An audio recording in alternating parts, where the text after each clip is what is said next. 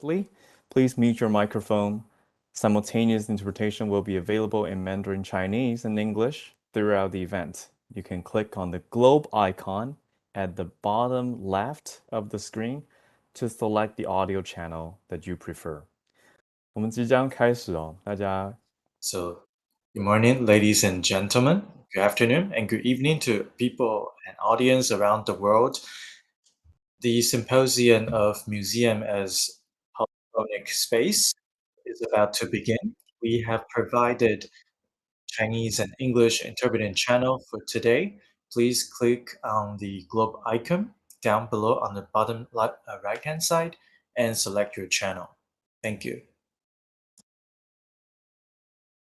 And later during the symposium, feel free to ask any questions you might have. Please use the Q&A panel for questions. Where's the Q&A panel? Click on the ellipses at the bottom right of the screen for more panels and click on Q&A. So when you ask a question, please remember to tell us your name and indicate who you would like to direct your question to. Thank you for your cooperation. 待会与会期间都可以提问，请使用我们 Webex So during the symposium, please feel free to raise your questions. On the bottom right corner of the screen, we have a more panels icon, and you can click on the Q&A part and send your questions to us. Please also provide your name and also who you would like the question to be responded. Thank you.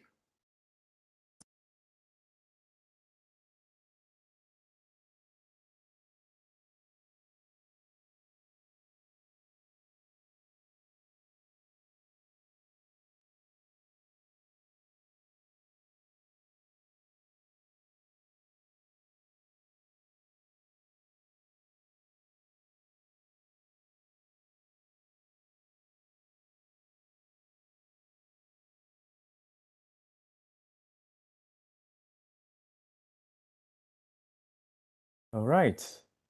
A very warm welcome to everyone, ladies and gentlemen. Welcome to the virtual symposium, Museums as Polyphonic Spaces, Perspectives from Asia Pacific and Beyond, organized by National Taiwan Museum in the collaboration with National Development Council of Taiwan and ICOM NATHIST. The symposium aims to gather museums from the Asia Pacific region and highlight their unique perspectives and experiences concerning the purposes of the new definition for museums. Right, we're now in a very new age, very new era. Museums are adapting too, and here we are very honored. For me, I'm very honored to be hosting this session today. My name is Howard Chan. I'm your host for today, and we have the experts for this realm with us. And today, we are very happy that we have all the experts gathering together online, and we have friends joining us from different time zone. Thank you very much for that. Right, so I would like to first introduce the speakers, and then we will have a group photo all together for everyone for memory. Right, so please allow me to briefly introduce the speakers. And once again, thank you for the organizers for your efforts, especially my thanks to National Taiwan Museum. I just participated in one of their English city tour. It's wonderful. And I also noticed it was the English one, but there are multilingual ones, right? Available to everyone, actually. If you're interested, please pay Taipei a visit. They will show you the tunnel through time. Right, so now to introduce the speakers, we're very happy to have the speakers with us for this series of forums and symposiums. Actually, we have 3 sessions, which are Museums for Sustainability, Climate Change, and Civil Engagement. Number 2, Decolonizing Museums. That is our topic today. And number 3, Museums for Diversity and Inclusion. Today, we will focus on decolonizing museums. In today's session, we feature 4 speakers, and which will be followed by 2 commentators and a general discussion time, Q&A session. And by each speaker, there will be a Q&A time followed by, after the presentation, we will have the Q&A time available for each speaker. Right. The speakers we have here today are, first of all, Dr. Michael Pickering from Australia. Second of all, Mr. Li Zining from Taiwan. And also Langus Lavalian from the indigenous Bunong community here in Taiwan. And last but not least, Yazaki-san, Yazaki Haruna from Japan. Each speaker will have 15 minutes to present. When there is 1 minute remaining in the presentation, I will verbally remind the speaker, and each presentation will be followed by a short Q&A session if time allows. For everybody, you may submit your questions at any time during the presentation. And a quick reminder again, please use the Q&A panel for your questions. Where's the Q&A panel? It's at the bottom right corner. When you click the ellipsis, you will see the Q&A panel available. Please use that function to raise your questions, tell us who you are, and who you would like to direct your questions to. Thank you very much for your cooperation, and I can't wait for our presentations to begin. But first, let's take a group photo. So everybody, please feel free to turn on your camera. It's a wonderful time for everybody to have a group photo together. Now we're doing this online, which allows more possibility. All right, so please, everybody, I will give you 5 seconds to turn on the camera. So you're cordially invited to turn on your camera so we can have this group photo together to kick off the event officially before this wonderful symposium. Yes, I see a lot of beautiful faces, and some of you are still shy. Well, so, all right, I think we're ready. And the organizer is ready to take the photo. So thank you very much. We are taking the photo in 3, 2, 1, big smile. And maybe another one, 3, 2, 1. Beautiful, thank you so much. Thank you so much. Feel free to keep your camera on or off, it's up to you. All right, and now I'm going to introduce officially the first speaker. Dr. Michael Pickering is currently the Honorary Associate Professor of the Department of Heritage and Museum Studies in Australian University, National University in Australia. His title today is Decolonizing Myself, which is a very intriguing title. And without further ado, ladies and gentlemen, please help me and join me in welcoming Dr. Michael Pickering for his Decolonizing Myself. Thank you very much, and I'd like to thank the organisers for inviting me here and for initiating my thoughts on this topic. As part one, I'd first like to make an acknowledgement of country, which is a practice in Australia, and I'd like to first acknowledge the Ngunnawal and Ngambri First Nations traditional owners of the Canberra region here in Australia, from where I'm presenting this paper. The Ngunnawal and Ngambri have been valued colleagues in my repatriation activities over many years, welcoming other First Nations people from Australia and overseas in very sensitive visits to receive back the remains and sacred objects of their ancestors. Now, by way of introduction, for me, the increased use of the term decolonisation has been something of a spreading weather front. I've been able to observe its progress across the world as a moving wave, seeing the terminology grow in importance and use, particularly in Europe, where most of the colonial powers originated. It's a term I have never really had to actively engage with or explicitly consider until relatively recently, when that weather front finally reached Australian shores through museum industry media.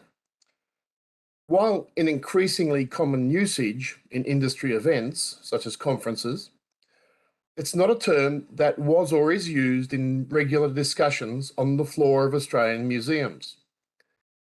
Even now, it is a concept that does not impact on most museum staff, except for that very small percentage who are directly involved with objects with a potential colonial origin. Australia has been carrying out domestic repatriations of ancestral human remains and secret sacred objects to Australian First Nations communities for over 30 years. The process has, through experience and research, become refined and relatively efficient. The Australian government formally recognises, through its policy, Indigenous repatriation.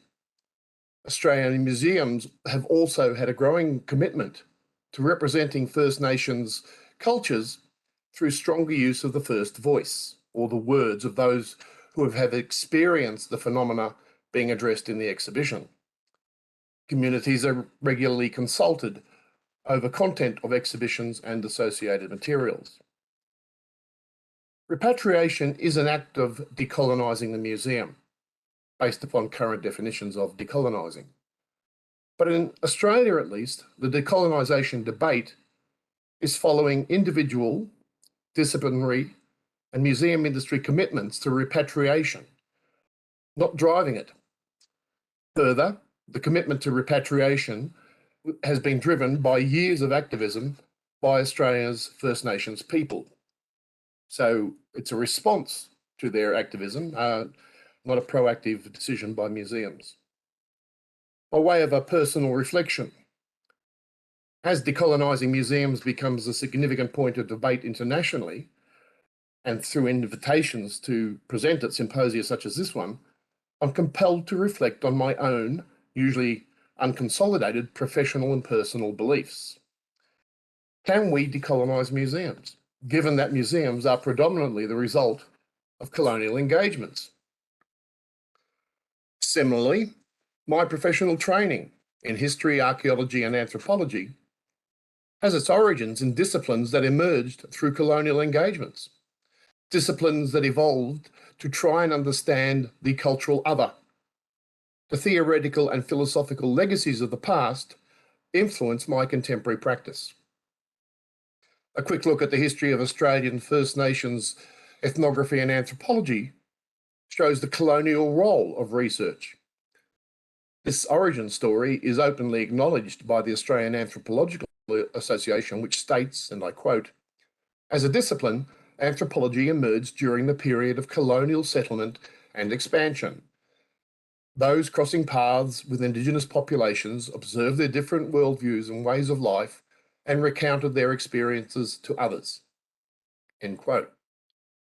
From the early 1800s, Australian government officials were designated as protectors of Aborigines, with the ultimate role of management of First Nations people on the frontier.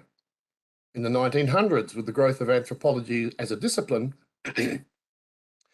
researchers travelled widely throughout Australia, often with an official title such as protector or administrator of Aborigines.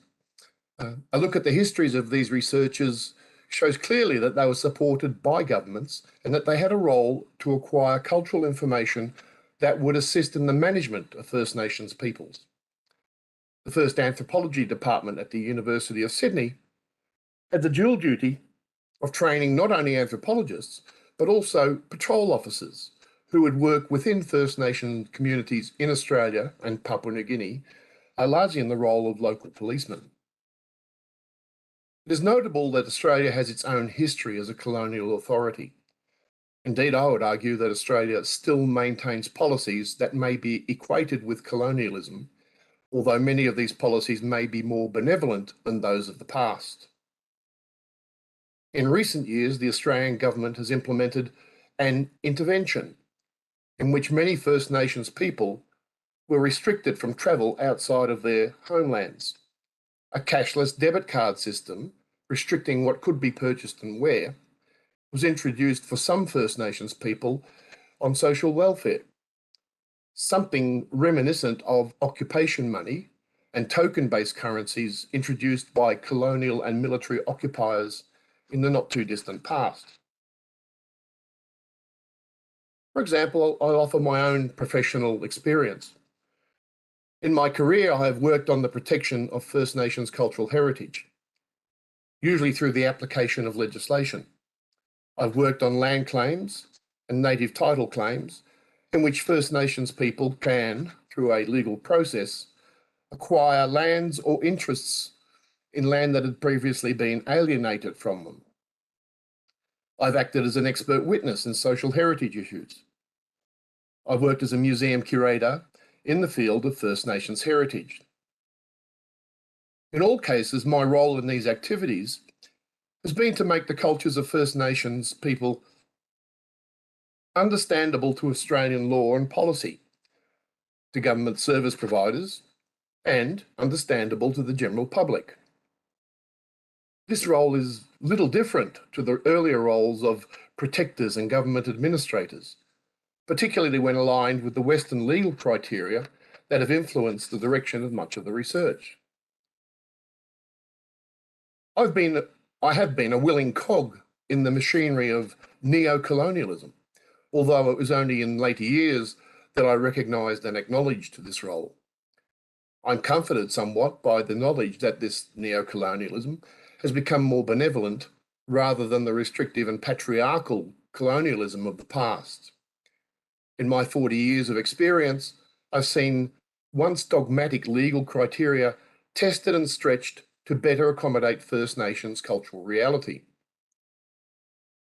So I must ask, can I decolonise myself? My education, my experience, my own research methods? Probably not. Thus, I will continue to bring the latent legacies of colonialism to all the work I do.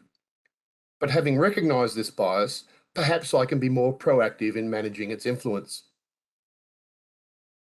Can I be open to new questions and new directions? Can I question myself?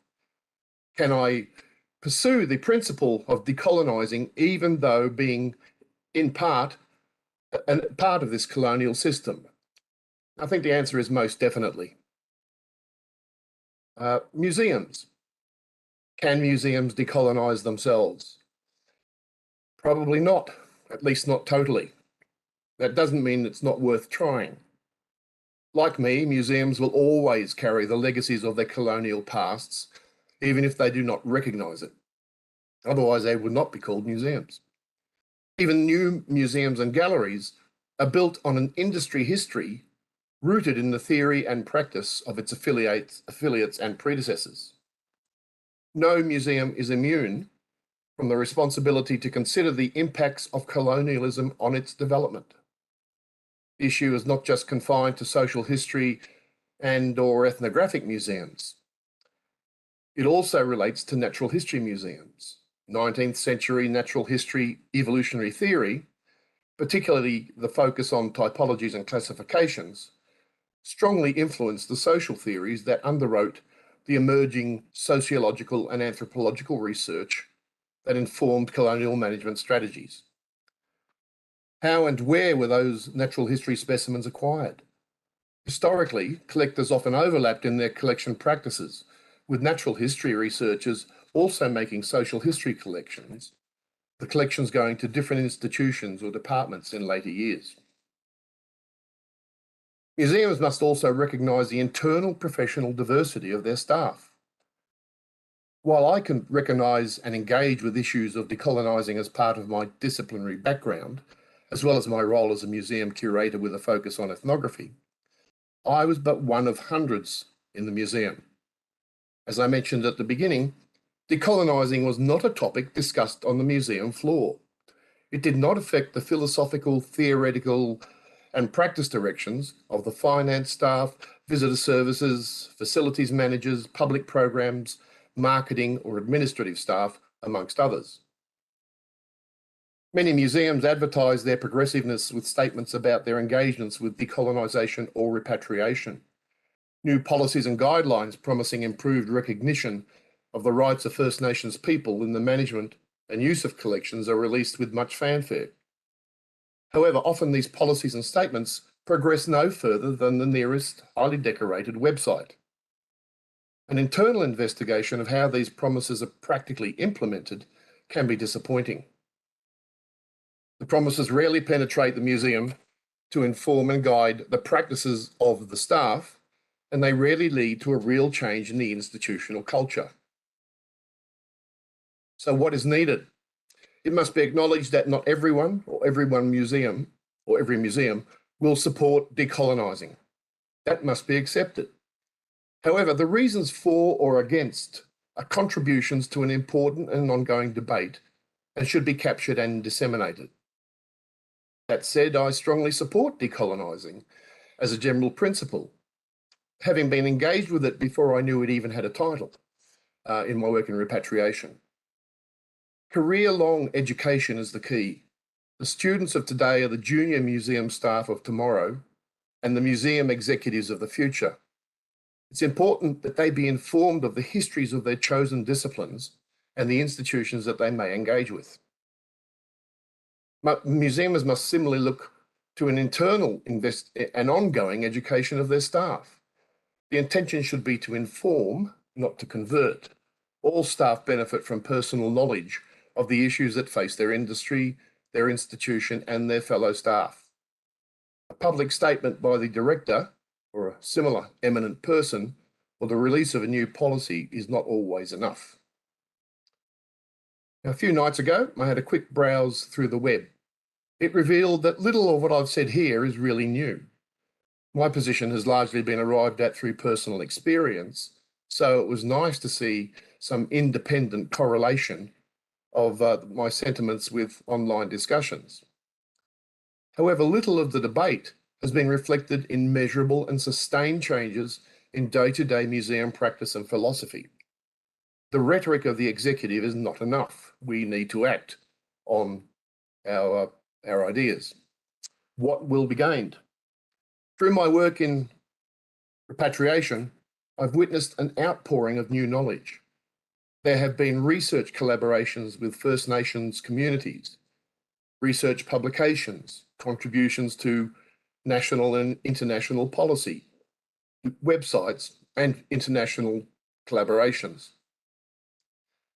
The provenance research behind returns has led to new histories. Engagements with communities requesting returns has led to better knowledge of contemporary cultures.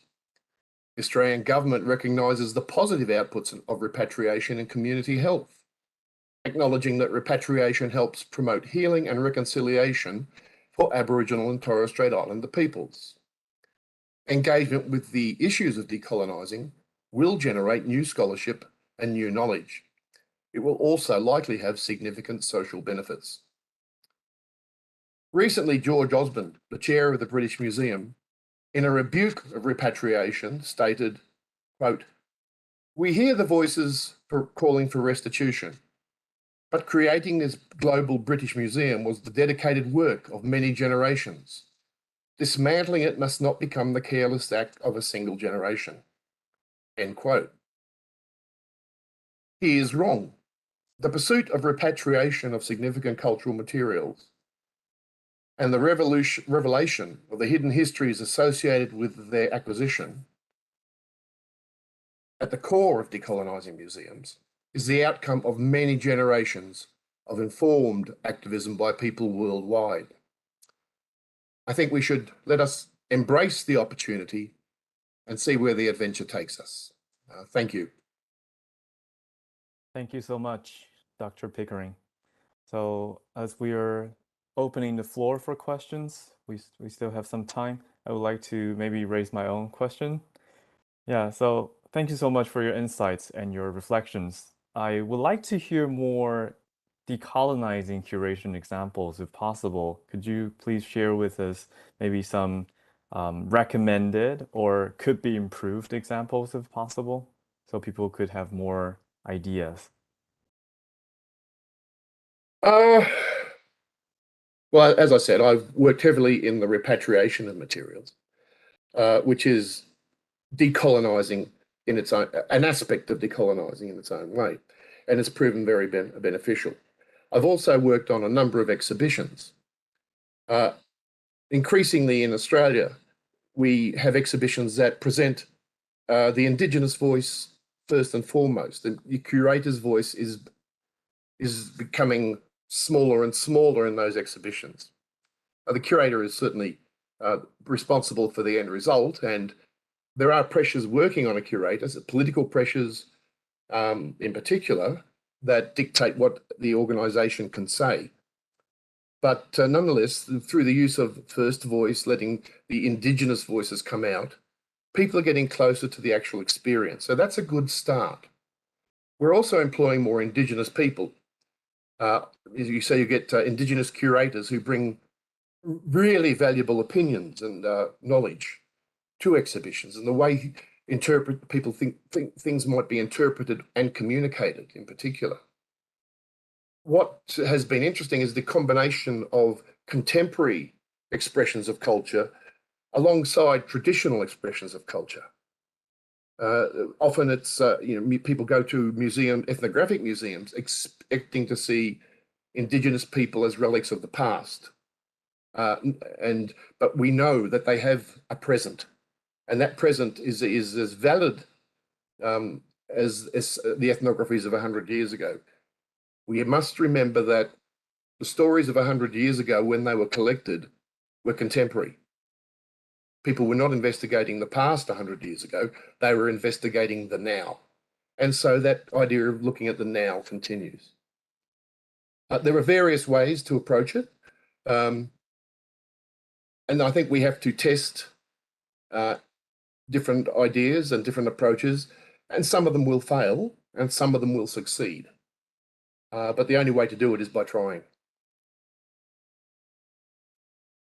Thank you so much for the answer. And we have another question from the audience. This is from Chao Ling Guo. Chao Ling Guo thanked Dr. Pickering first and then said, would you please suggest approaches the museum can take to increase the participation from the public or the community, local community, to co-work on decolonization? Well, first, with the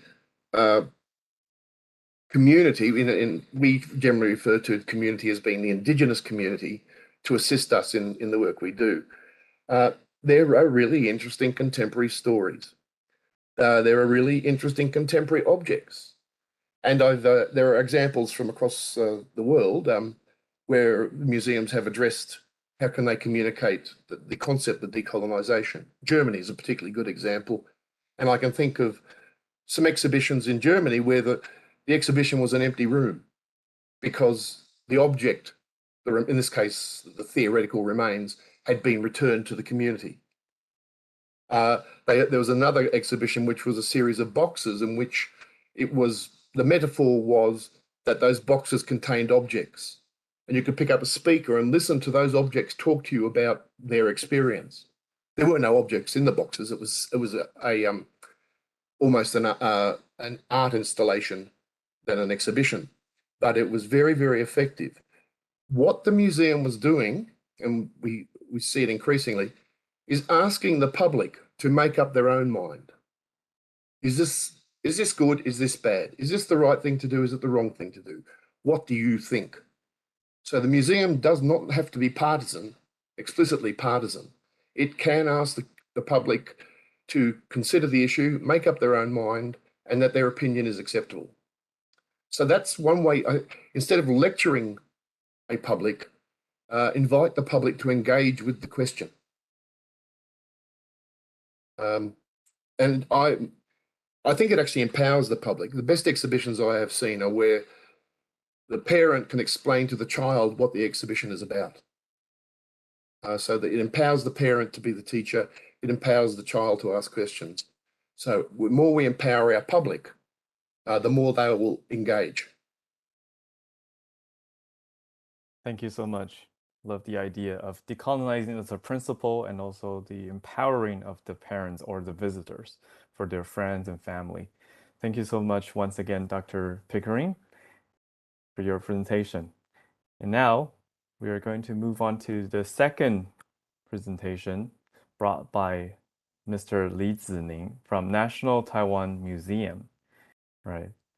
So Mr. Li Zining is currently the Associate Researcher of the Research Department at National Taiwan Museum. The topic of his presentation today is how to face our colonial past experiences from the National Taiwan Museum. So, ladies and gentlemen, without further ado, please join me in welcoming Mr. Li Zining from National Taiwan Museum. 好，谢谢大家的邀请。那么 Okay, so thank you everyone for inviting me for today's symposium. And today I would like to share with you how we can face our colonial past. So 20 minutes seems to be a quite tight schedule, so I'll try to really express more of my content in the given time. I will share my screen with a slide so that I can put it more clearly. Just a moment, please. So can everyone see my screen?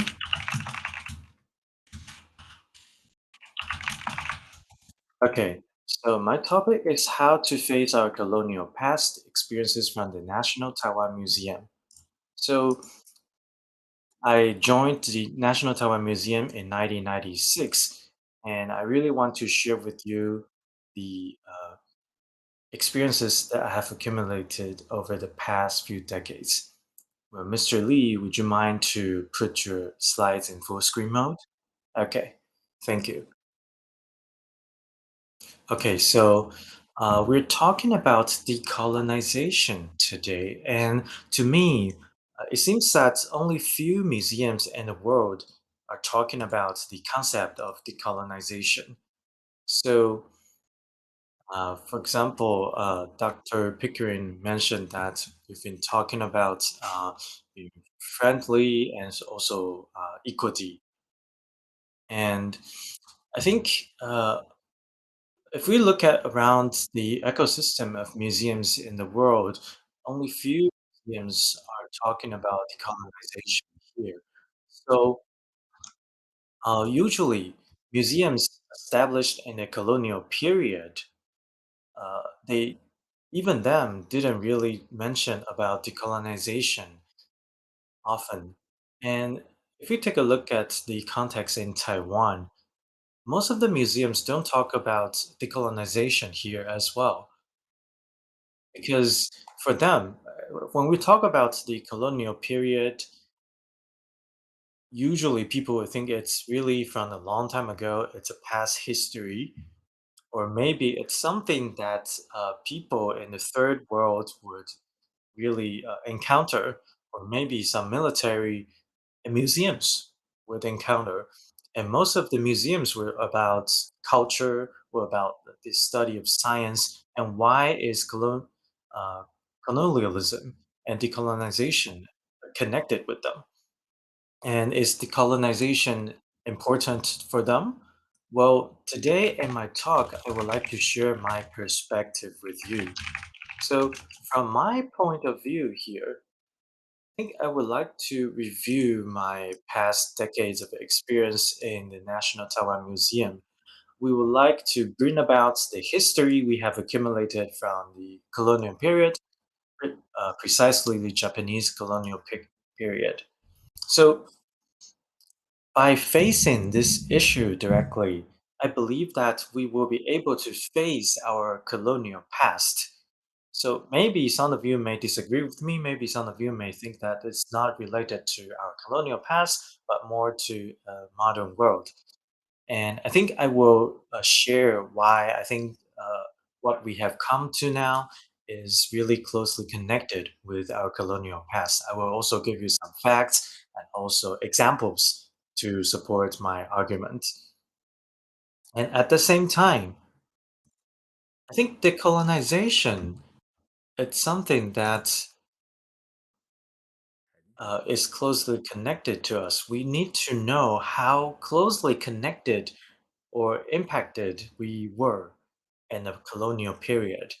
So studying of this really help us uh, understand the heritage we have received from the colonial past.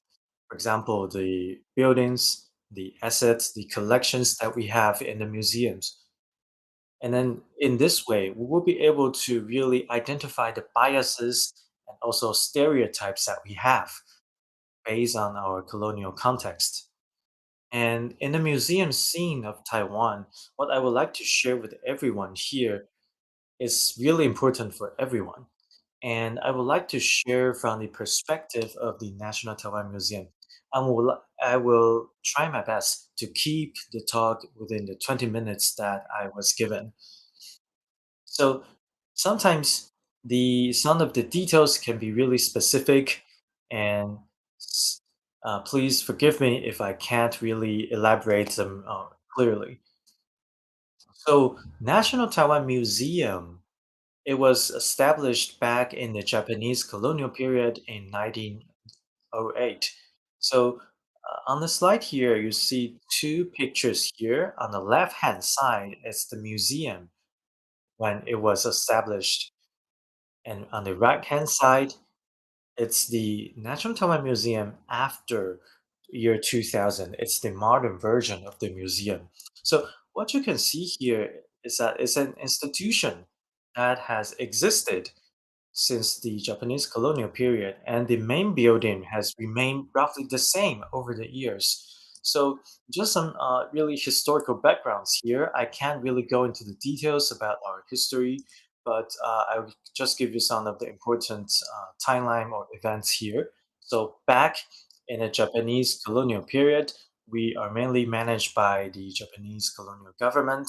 And after the KMT government retreated from China to Taiwan, we were renamed as the Taiwan Provincial Museum.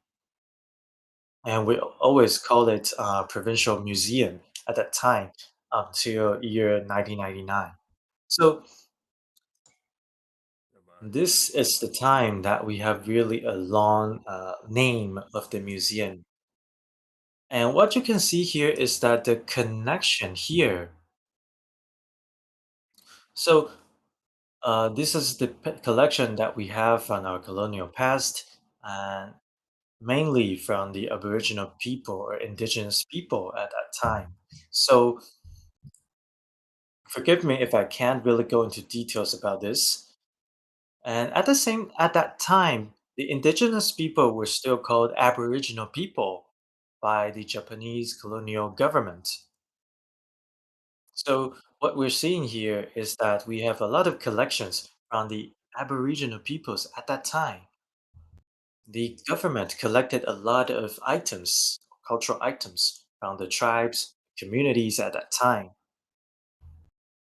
So really what we call it now is this is a natural history museum. We have collected a lot of items from not only the botanical field or the biology field, we also collected a lot of items from the communities, from the indigenous people. So it's a bit different from the regular natural history museum that you will see. So this is really a lot of collections from the Japanese colonial period, and mainly they are animals, plants, fossils, and also indigenous assets from the colonial period. So I'm not really going to talk about all the histories today. What I would like to share with you is that the backgrounds, the historical backgrounds that we have experienced and how they influenced the way we are now. And what you are seeing here is the exhibition room back in the 1960, 70, and 80 period. And here we have this regular exhibition called Rediscovering Taiwan in 2017. So here you can see the portfolio of our collection. You see the ratio has been changing.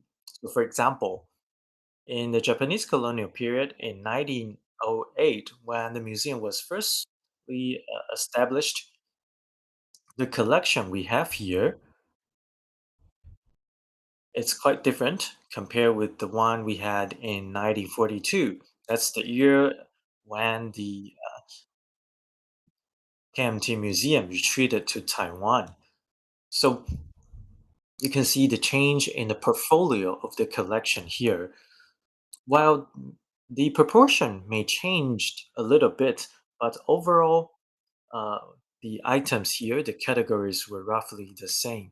So we talk about ethnographic studies here. We studied about the assets, the items from Aboriginal or indigenous communities, and also their cultural heritage here.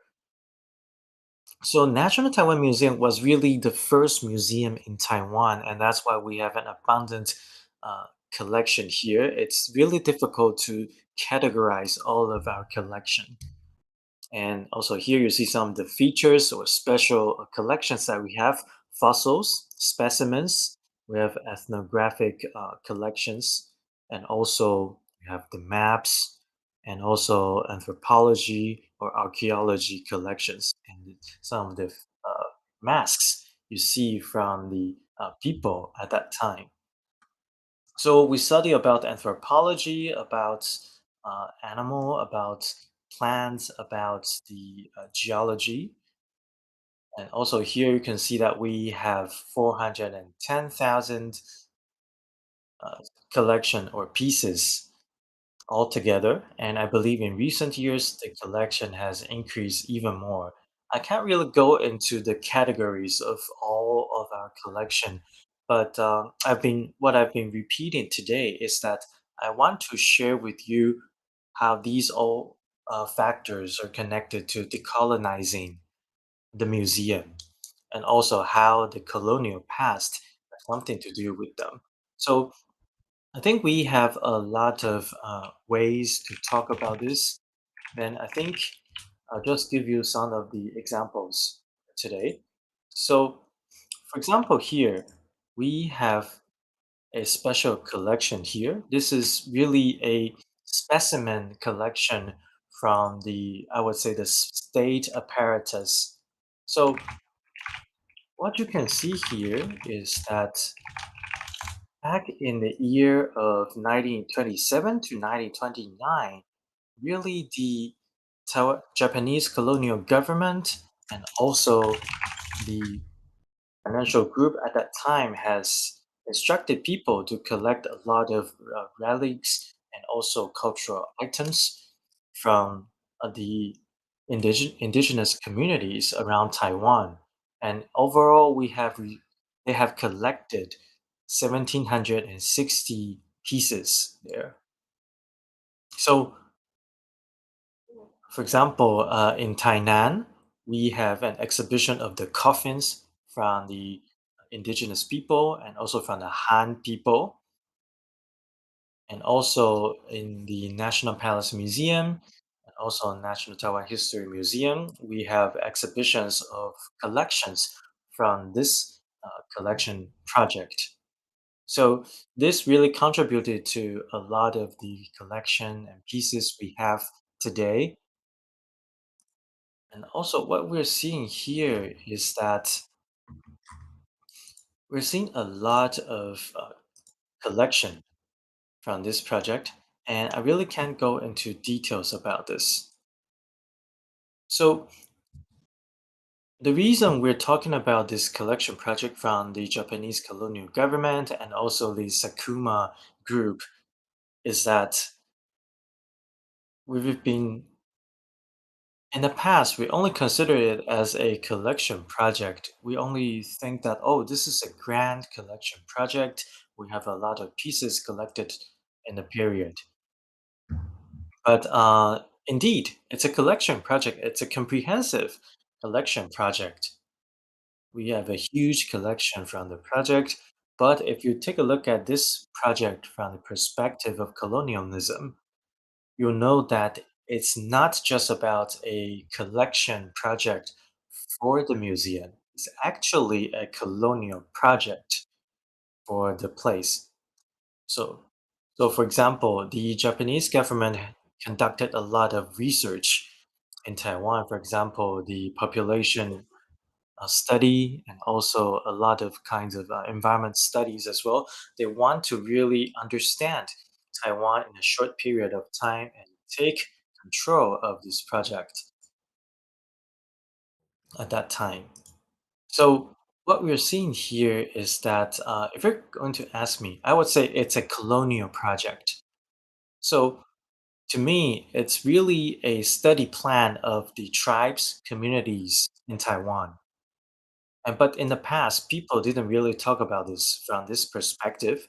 They only think that the collection project from the Sakuma group is a collection project for the museum, but actually it's more than that. So the Japanese colonial government sent out the police to really conduct the research and really obtain these items. So who's really in charge of this project? It was actually the police at that time. So from the colonial perspective, you can see that it's not only a project that collects the cultural items, but also a project that helps the colonial government manage and control Taiwan more efficiently. So from the colonial perspective, we can really take a look back at the things, at the context, a different angle. And that's as far as I can go for today, given the time constraint. And I still have another second half of the content here. So since the beginning of my talk, I've been talking about the blind spots we have for our study, and we really need to have some reflections on our past, on all of the heritage that we have now. So, in this decolonization process, I would say that this repatriation exhibition is really important for us. So, since 2009, National Taiwan Museum and the local indigenous communities in Taiwan have been collaborated to hold this repatriation project or exhibition. So we repatriated or returned the items back to the communities. So really these collections from the Sakuma group, we try to analyze them to see where these items or collections belong to, because most of them have been well documented, and we know where these assets or items belong to.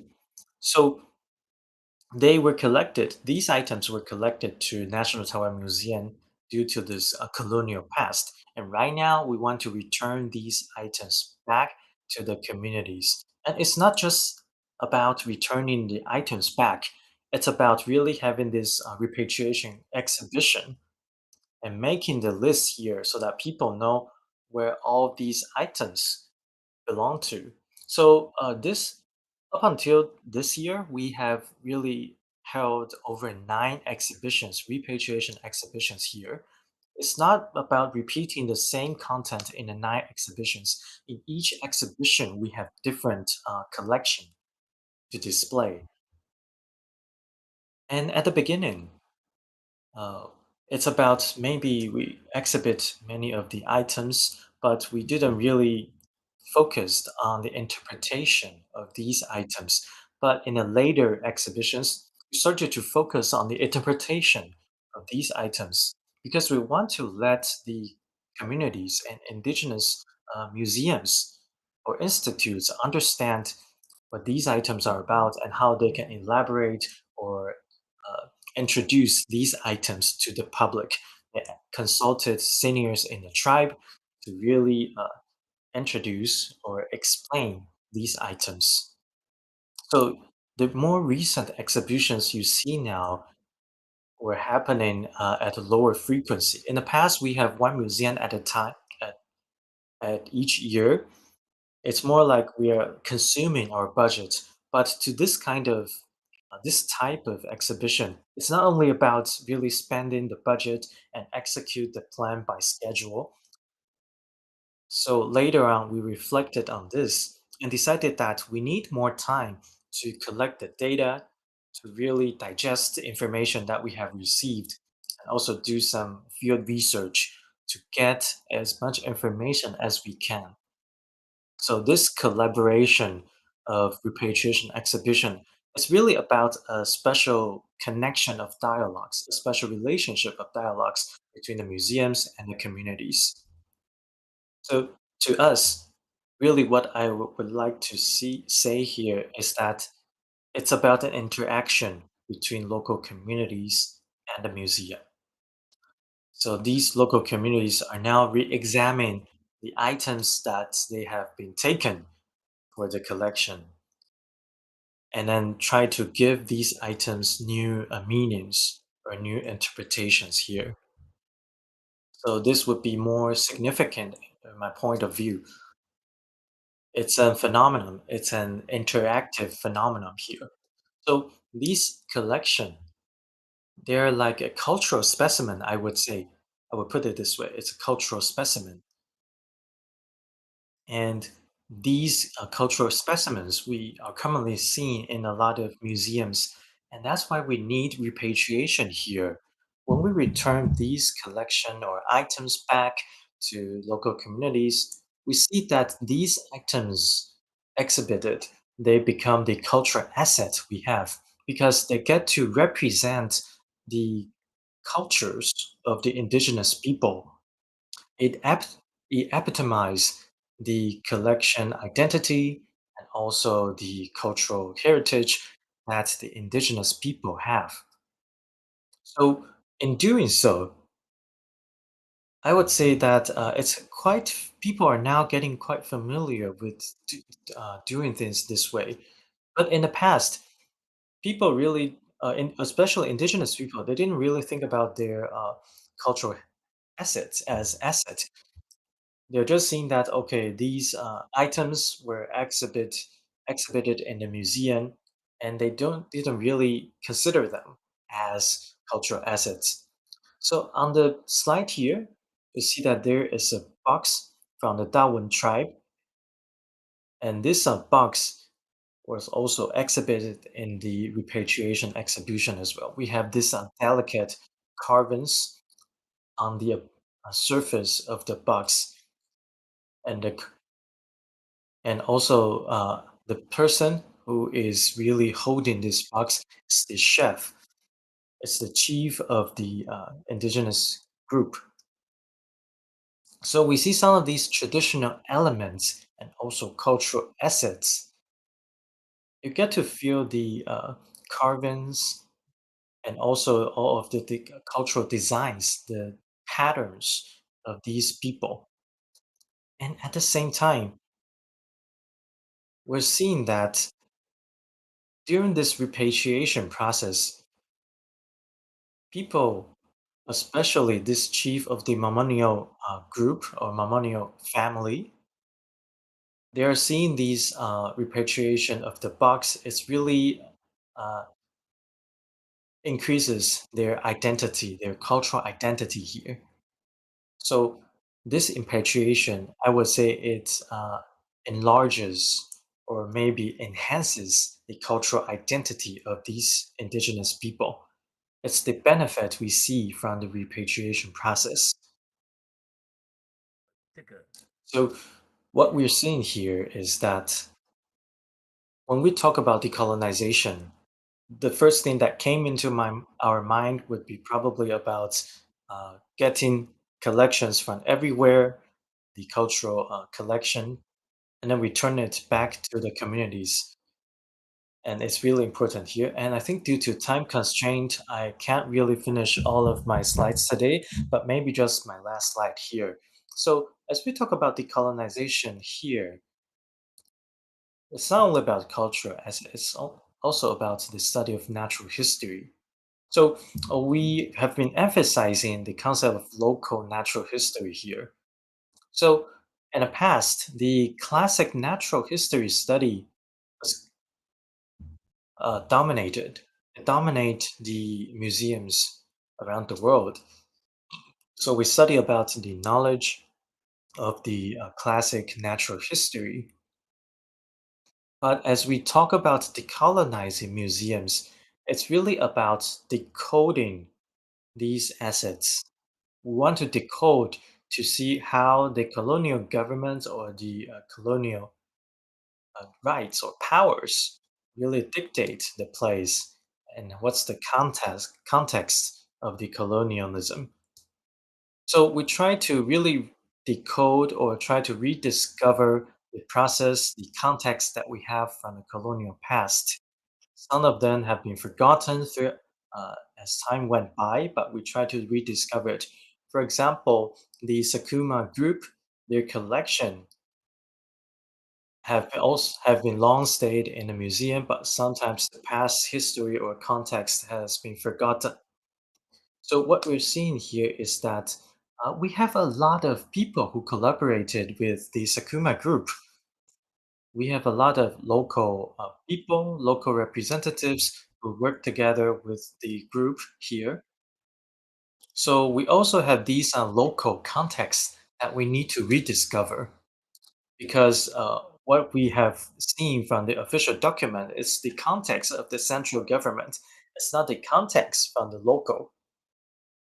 So what we want to do here is really to rediscover the local context in the colonial past. We try to look at the whole thing from the perspective of local people. These people, these contexts are often forgotten in the history. So in the future, we also plan a series of exhibitions. We've been working with a lot of professors, teachers to really rediscover these local contexts here. So this would summarize or conclude my presentation for today, and due to time constraint, I think we don't have time for further details. Thank you again. Okay, thank you, Mr. Lee, for your valuable sharing. Due to the interest of time, we'll have to move on. So maybe we'll leave the questions until the Q&A session later for the general discussion. Moving on to the third speaker, we would like to have, we're very honored to have Langmus Lavalian with us. She is from the indigenous Bunong community.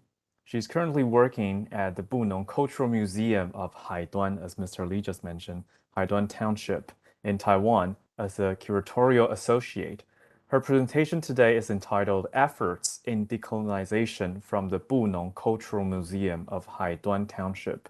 A very timely presentation, just to be followed by Mr. Lee's presentation.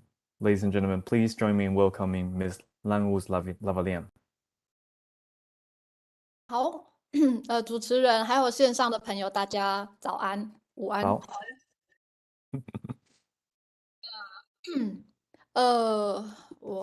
等我一下哈。那 Distinguished guests, good morning, good afternoon. Now I'm going to share my screen. 好，这样可以看得到哈。Can you see my screen? Yes. Hello, everyone. I'm Langmus Lavalian.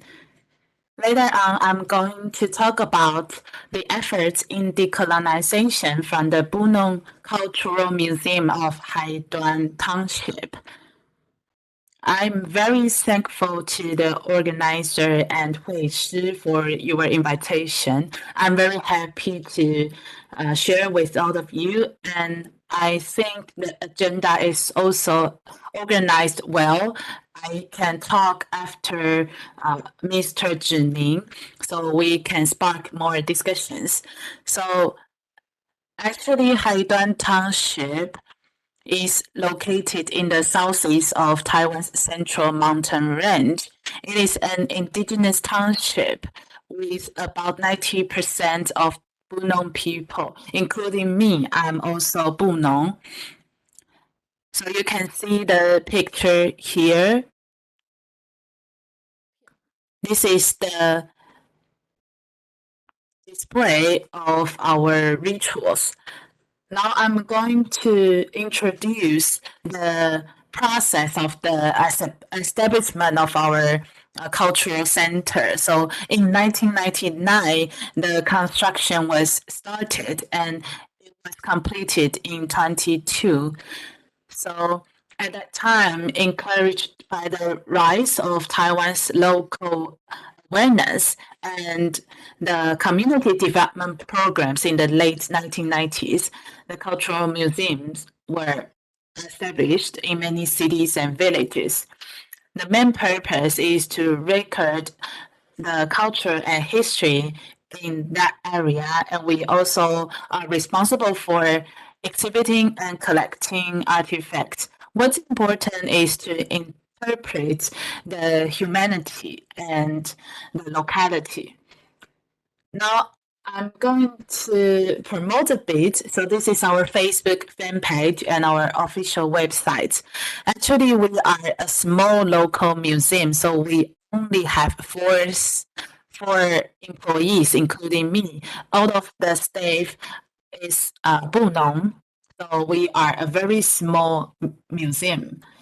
Then I'm going to talk about 2 exhibitions that we've done in recent years. We try to make use of the exhibitions to try to spread the concept of decolonization. So during the process, we found that we have already been in the journey of decolonization. So the first exhibition is the repatriation special exhibition of Bunong artifacts. Just like Mr. Lee mentioned, we worked with the National Taiwan Museum to put on this exhibition. We exhibited 64 collected objects in the National Taiwan Museums from the Japanese occupation period. So Kuruma in Bunong means coming back home. We would like to emphasize the idea of returning. In fact, what's more important is to set the definition of our memory and the return. So there are 2 exhibition rooms. For exhibition room 1, we show the embroidery and clothing cultures for women. And in the room 2, we displayed some hunting and agricultural devices for men.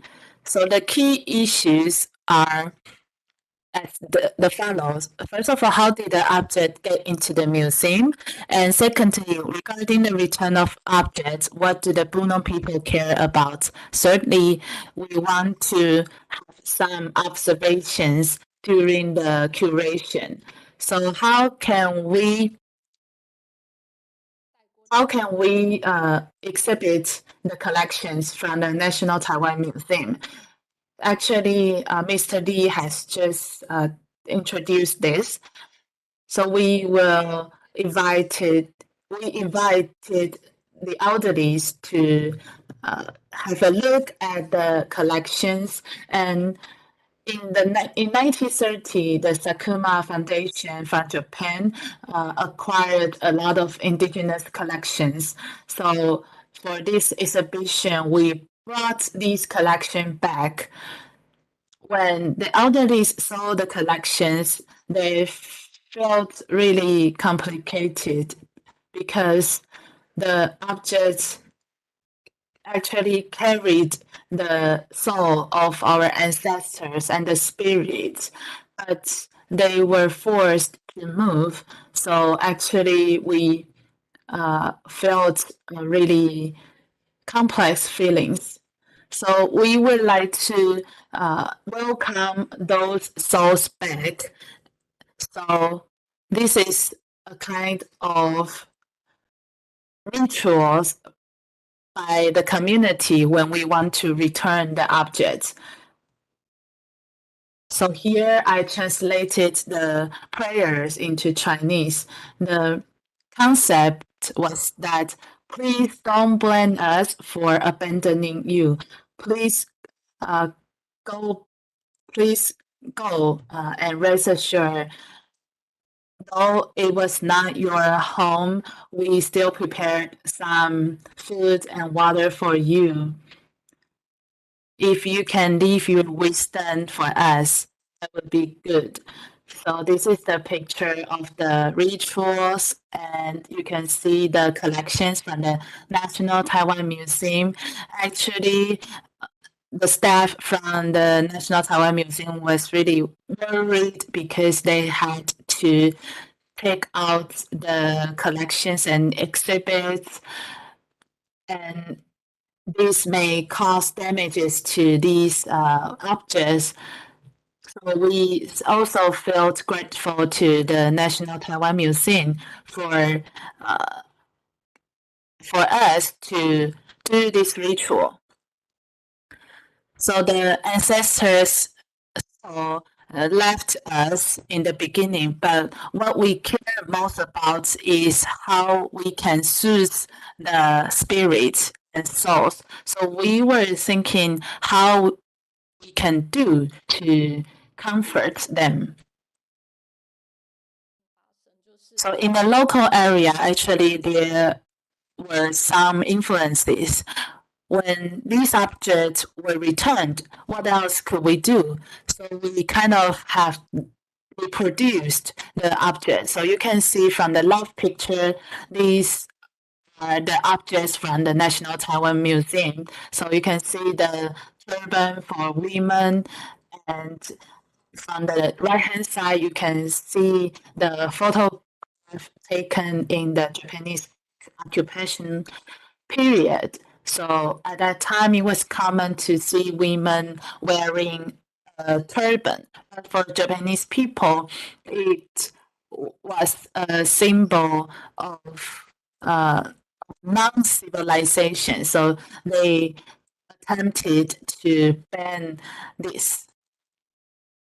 So at that time, during the exhibition, we invited the elderly and young people to reproduce the objects. So it was not only the process of reproduction. What's important was to regain the knowledge and rebuild the culture. And we hope to leave the craftsmanship. During this process, we could better understand the path that our ancestors had taken on. So this is a kind of another possibility of returning and getting close to the traditional craftsmanship. This is the second exhibition. So it is an exhibition of old photos.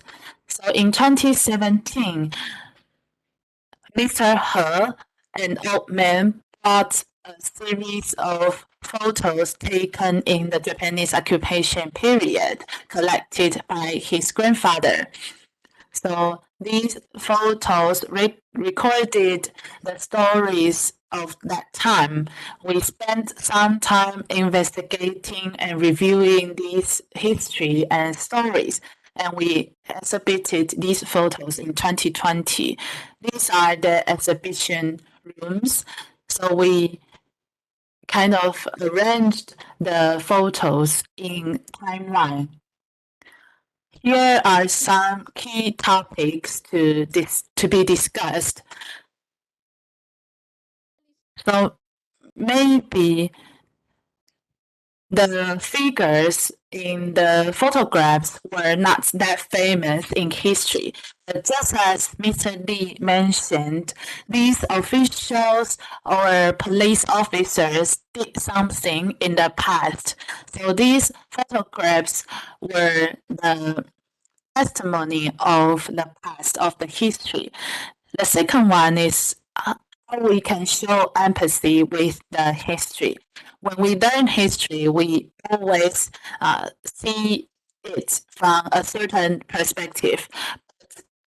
These photos, we can try to put ourselves in their position. If it were you, what kind of decision would you make in that moment? Then how can we understand the difficult history of the colonial period? So maybe you can hear some noises from the election propaganda outside in my background. So who is Bui He in Han's pronunciation? Actually, he was born in 1895, and his father and grandfather were doing trade and exchange in the mountain area, and his mother was also Bunong. And Mr. He also could speak Bunong language. So in 1925, he was police officer in Taitung.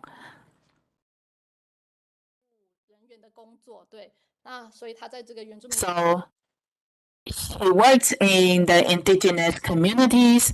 Besides that, he also worked as a translator and also helped with political negotiation.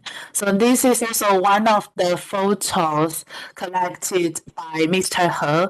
We found it quite dramatic.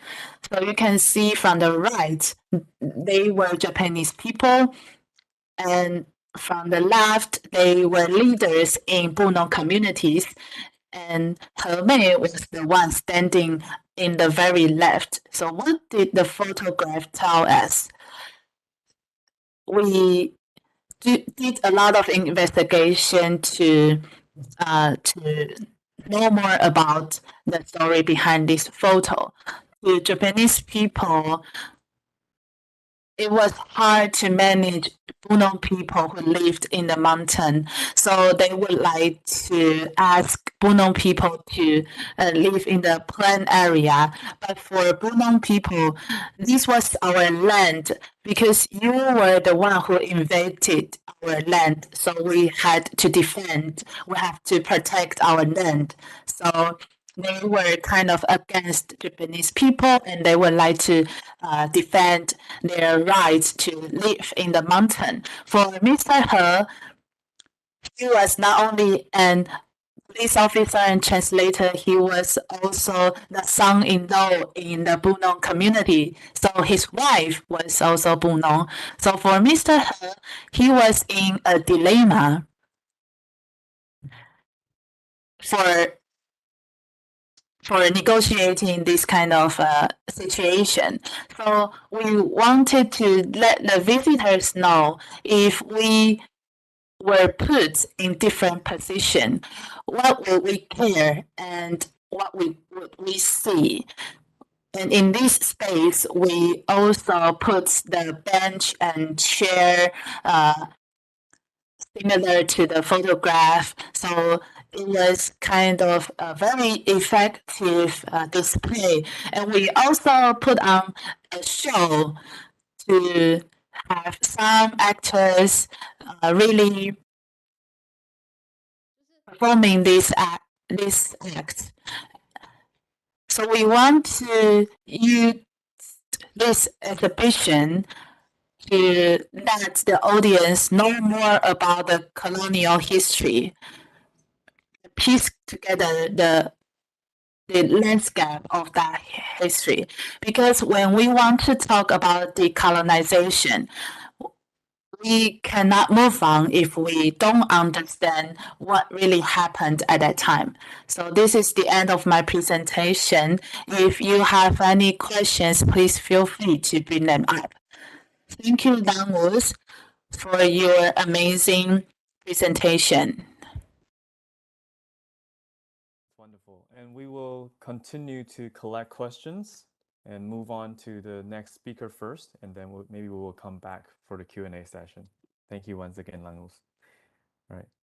And moving on to the fourth speaker, last but not least speaker today, Ms. Yazaki Haruna.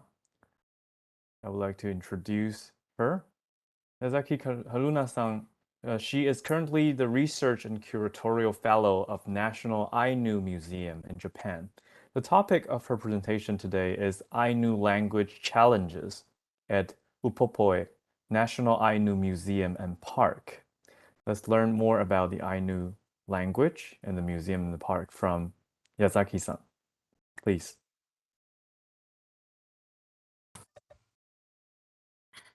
はい、なんだっけ。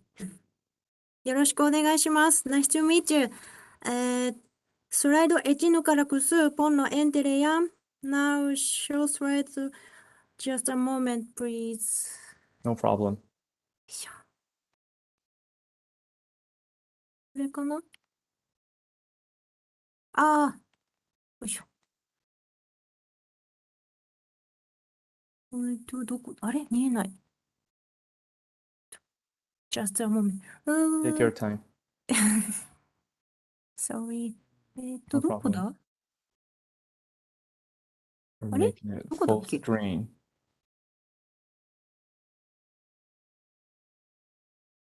スライド、ここから始めるってどこでしたっけ？あ、これだ。よし。Thank you for. Yes, yes. No problem. やっくん、始めます。Ilang karapte, nispautar kakematar, upupoyotan, anu kokoro ainu ikoromankeru gotta kunepsuakan, Yazaki haruna sekoro kurehe amma, gakugein kune, tanto unukara wa son no keai kopun dekna.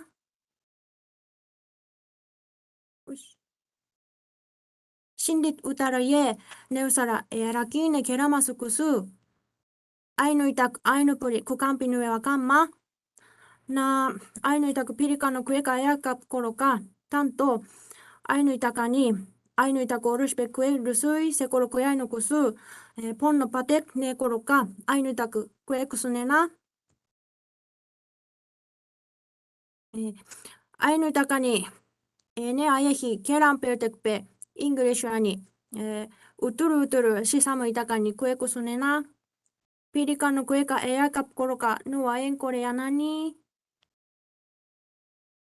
tanto anak Ainu language changes at Upopoi National Ainu Museum and Park. Sekoro kureko wa Upopoi otta anu kokoro ainu ikoromakenru otta ainu itaku aiwanke katu ene ani yakun tane orespa otta ainu utara ainu itaku ye katu ene ani kuekusu ne ainu itaku anak ainu utara ye itaku ne Akoro itak sekoro ka aye.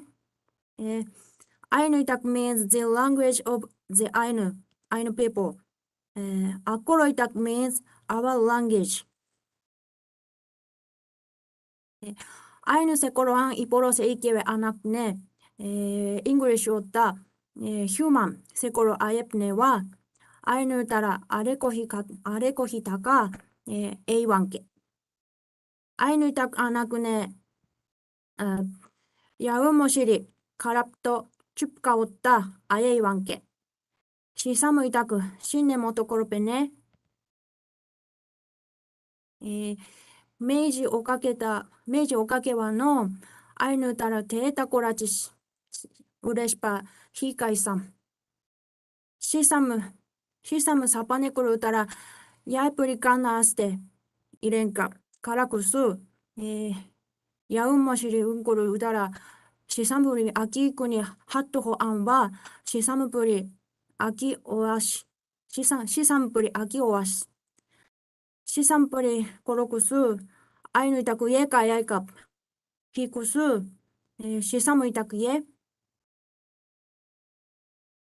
Karapto unkuru utaruka, chupka unkuru utaruka, shindit utarapuri ani urespa ki ka yaikap.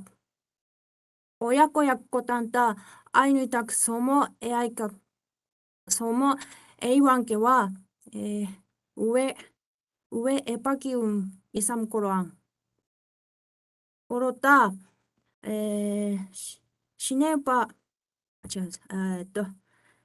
Shinepe sampe pa ikasma tu ashkune wan hotne pa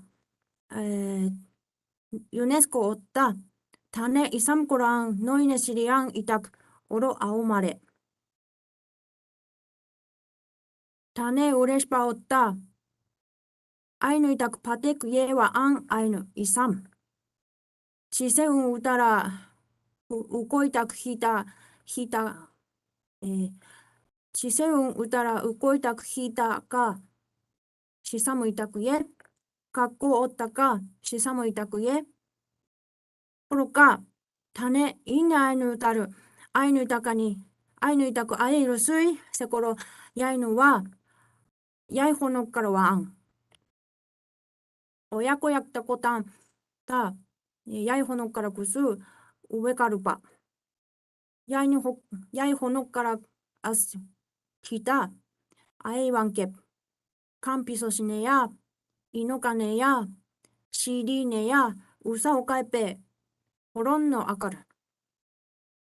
Anhiwa no ainu itaku ye kuru neka somone koroka 아리키키노 야이호노카와 아이누이타쿠 예가 에아이카프쿠르 우타르 포로와 안루에네 데에타 후시코프리 오타 아이누타르 캄피누에카 소모키노 아에 우코이소이타쿠 파테키 메이지 안와노 아이누타르 가 아이누타카に 캄피누에 에카시 우타르 후치 우타라 이테키 아이누プリ 이삼카 이테키 아이누 이타쿠 이삼카 세코로 야이누와 아이누プリ 오르시페 아이누 이타쿠 오르시페 캄피누에 타네 네아 오르시페 아니 캄피소시 아카르와 안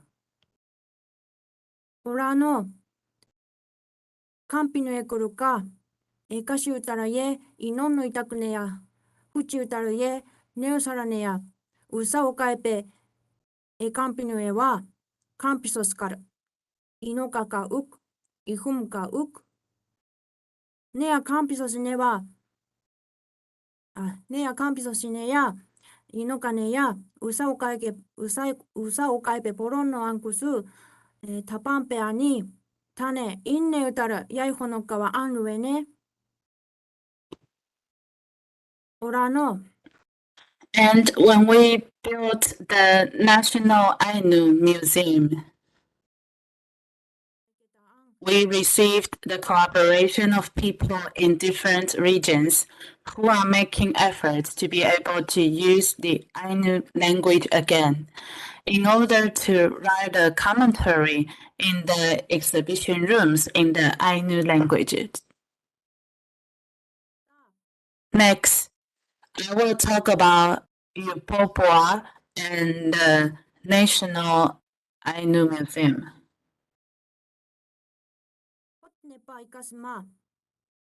Upopua was established in Shiharoi, Hokkaido in 2020.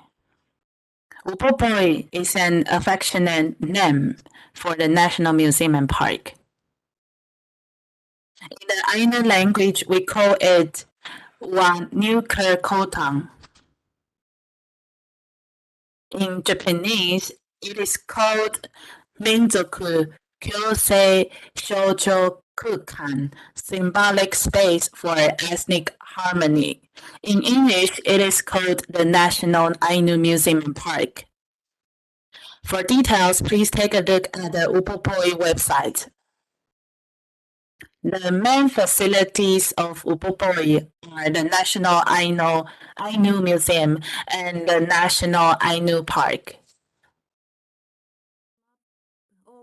Upopoi, and this is the museum, Anu Kokoro Ainu Ikoro Makeng, and here is the park, Wainu Koro Mintar. She is Upopoi PR character, Trepon. National Ainu Museum. In the Ainu language, we call the National Ainu Museum the Anu Koker Ainu Iker Oma Kendu. The National Ainu Museum was founded to respect the dignity of the Ainu as an indigenous people, promote correct knowledge and understanding concerning Ainu history and culture at home. Information science at Upopoi and explanations and information science in the museum are in the Ainu language.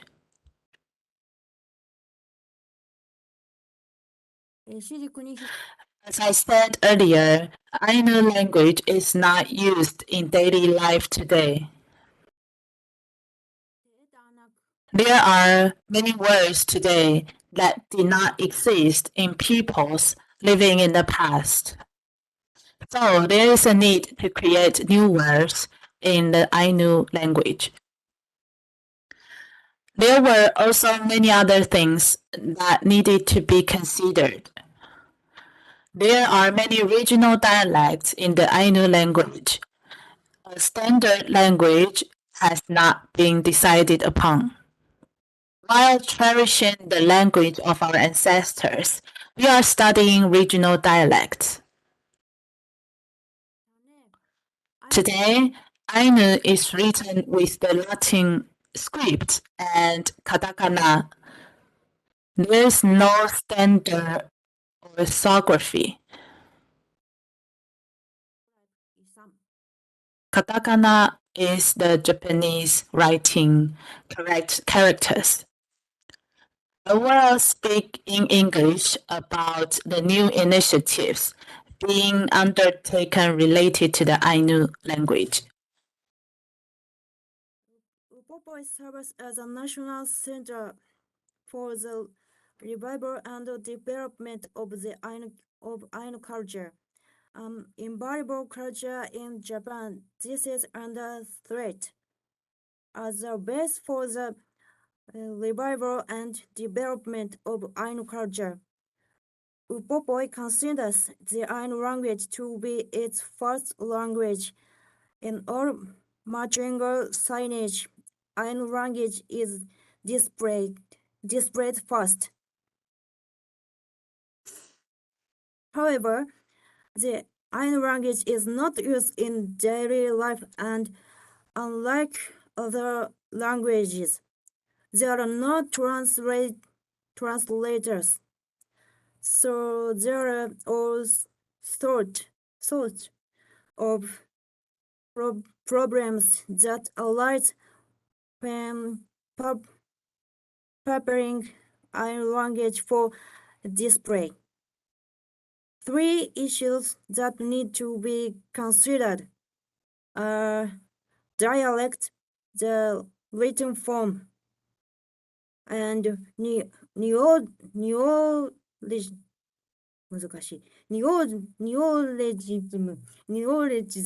Sorry. Securing collaborators who will write for us in Ainu is also a challenge. In order to examine these issues, we set up a in Japanese 国立アイヌ民族博物館におけるアイヌ語表示展示解説検討委員会 in 2017.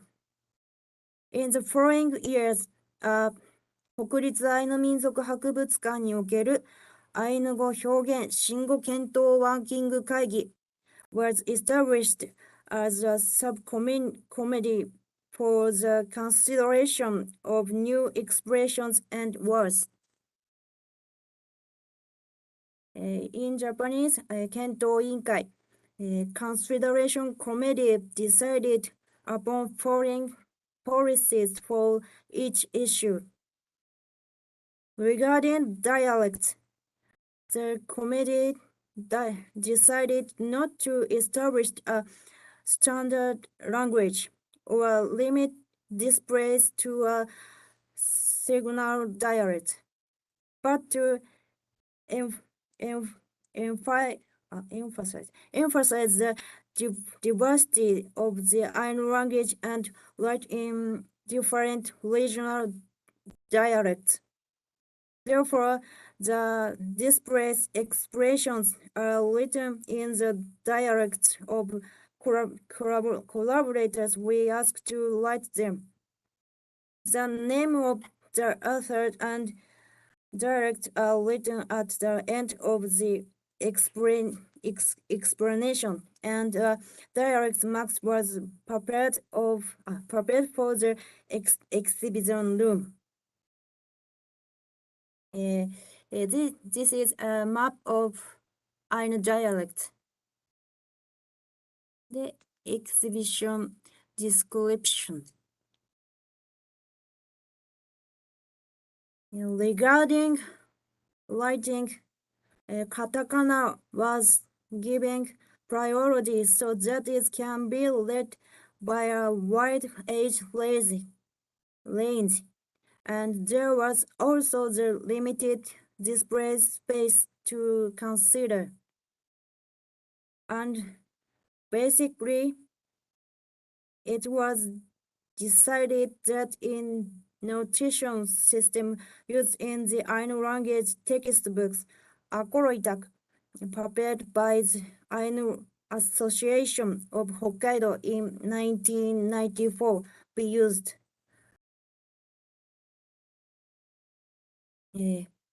Regarding neologisms, we have considered new expressions and words while referring to existing records of the Ainu language, regardless of dialect. We have tried to express things as much as possible in the Ainu language and not borrow for other languages. Japanese in working 会議。In the working group, new words, phrases were considered by people who writing books or use SNS in the Ainu language. Ainu language researchers and Upopoi staff with knowledge of the Ainu language who became members. An online bulletin board system was also used. Now words and expressions were considered in the following way. First, the members of the working groups would post their ideas on the bulletin board. Then, sorry, 大丈夫か。Sorry. Then at the working group meetings, we examined whether there were any grammatical errors in the proposals. The Upopoi staff in the working group then decide upon which ideas to use from the proposal being considered.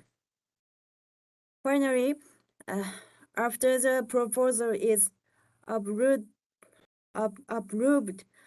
it was actually put to us. Of course, not only grammatical issues were considered. The question as to whether or not there are any programs considering traditional culture were also examined.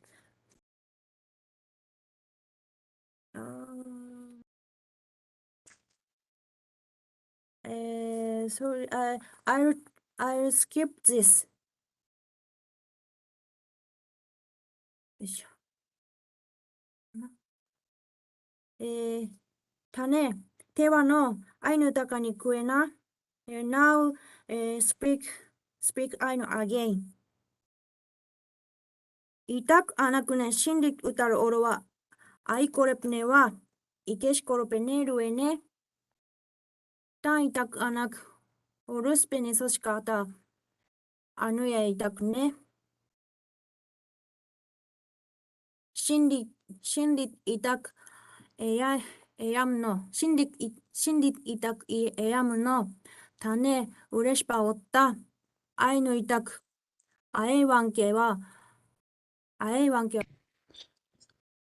In collaborating with many people, I will put all my effort into this.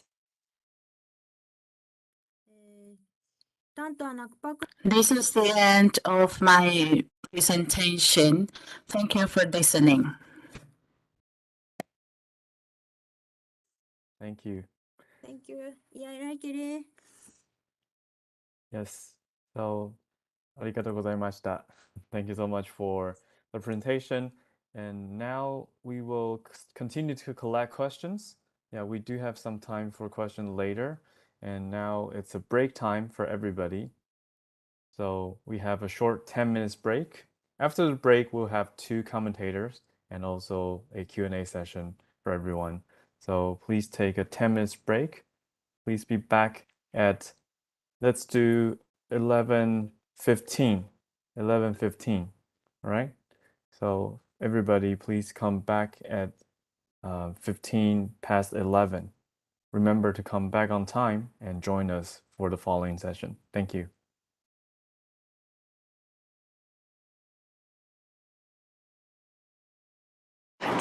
Ciao a tutti! Hello, Il Museo Nazionale di Taiwan è il più antico museo dell'isola ancora aperto al pubblico. Purtroppo, nonostante sia un importante monumento storico per la storia di Taiwan, tante persone lo confondono ancora con altri musei. Ma oggi vi portiamo a scoprire tutte le interessanti esperienze che potete fare al Museo Nazionale di Taiwan e non ve ne dimenticherete più. So, Let's go. Ogni volta che attraverso Guangqianlu e guardo verso il museo, devo ricordare a me stessa che no, non sono stata magicamente trasportata in Europa. In realtà, questo edificio neoclassico faceva parte del piano del governo coloniale giapponese di trasformare Taiwan in una moderna colonia modello. E attraverso questo colonnato maestoso entrerete in un museo che è stato fondato più di 100 anni fa.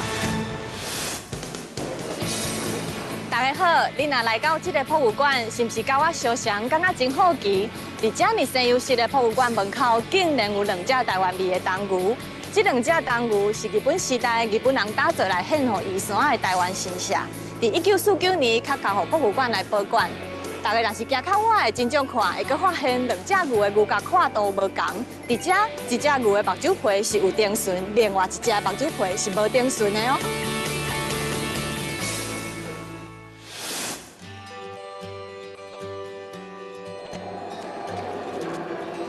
見てください。とっても綺麗ですよね。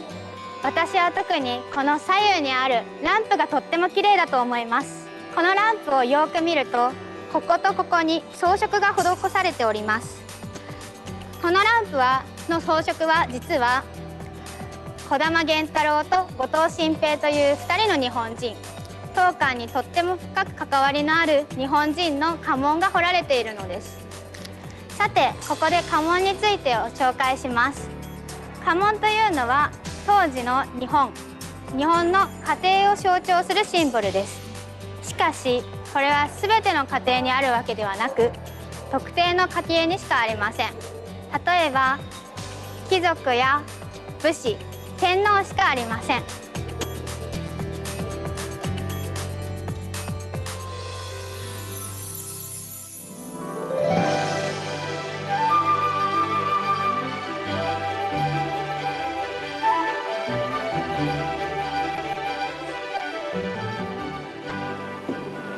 If you're like me and don't have time to travel into the mountains for a glimpse of the rare Mikado pheasant, you can come see it right here at National Taiwan Museum. This bird is an endemic species to Taiwan, famous for its beautiful plumage. It may be elusive in the wild, but you can actually find it very close to home. Right on the back of every 1,000 NT dollar bill.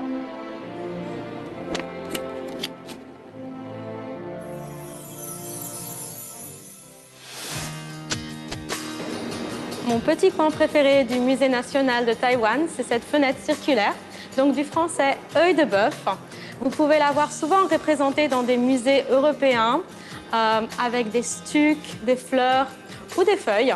Dans ce cas, les Japonais ont voulu lui donner un petit côté exotique et ils ont mis des bananes, des pommes de cire ou des ananas qui sont des fruits très exotiques et très typiques du Taïwan.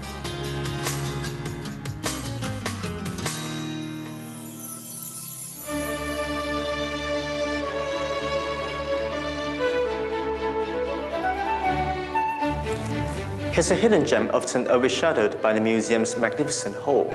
The odd position of stucco decorations here in the stairwell suggests where the original ceiling was back in the Japanese era, serving as a fine example of the attention to detail in craftsmanship and also a critical evidence against the society's course of transition.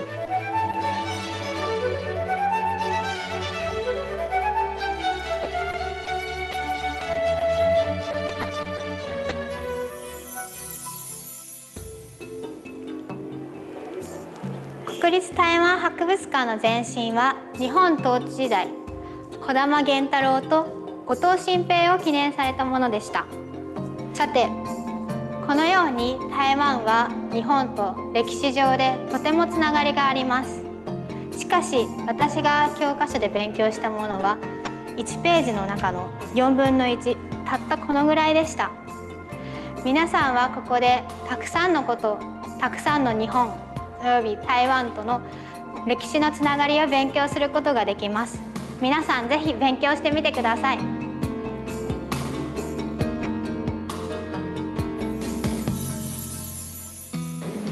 As we go up the stairs, feel the expensive marble handrail, and now compare it with the wall. As you know, it is the artificial marble made of plaster due to limited budget. Now, this artificial marble is much more expensive than the real marble due to its long-lost traditional technique.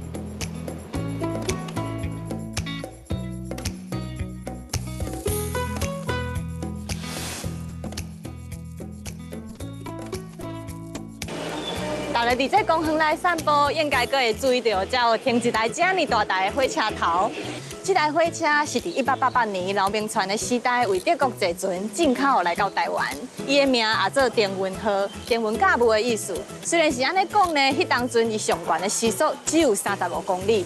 伊伫1924年退休了后，日本人甲伊指定做铁道纪念物，刷来这个公园做电视。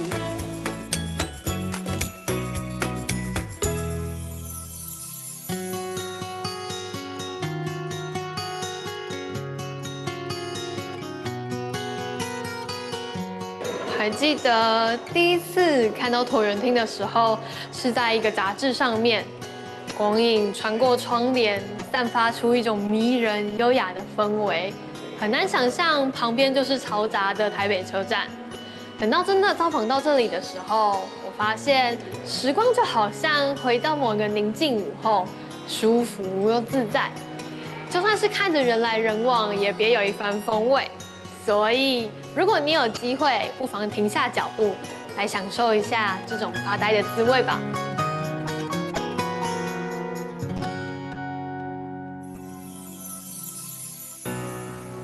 这里是铁道部厅舍的屋架啊，这是一个非常巨大的一个木构的空间啊，中间还有一个这个木栈道可以让我们走在中间。那后来的许多现代化的设备，像空调、消防，也都可以安置在这个地方。 这里还有另外一个特质，就是它的材料，它的木构是来自于1910年代新建时的阿里山的块木。这块木的材质质地非常的好。我们在2014年、15年修复的时候，它的更换这个修复的部分其实非常的少啊，可见它这个质地非常的好。那这也是我们铁道部作为古迹的一个非常重要的一个特质。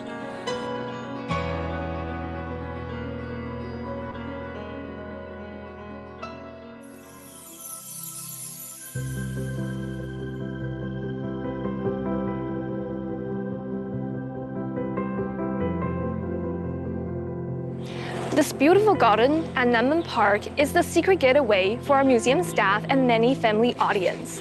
You don't get to find a place in Taipei with such majestic camphor trees, which bear the history of the former factory and also shield you from the hustle and bustle of the city. And the lovely fountain behind me used to be a cistern, providing water needed to put out fires during camphor production.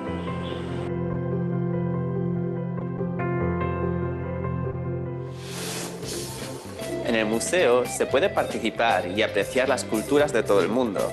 Por ejemplo, cómo la gente de cada país disfruta del Año Nuevo con buena comida y buena compañía.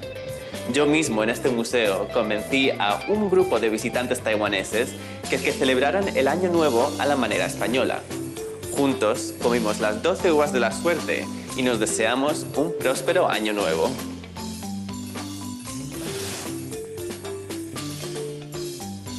¿Queres usar os 5 sentidos para disfrutar do museo? Pues entra en esta sala, onde o olor do camphor se transporta ás montañas máis altas de Taiwán. Pero que este cheiro tan fresco non te engane. A industria do alcánfor foi moi destructiva, e non só para o medio ambiente. A administración colonial xaponesa usou a tala de árbores tamén para explotar os indígenas de Taiwán.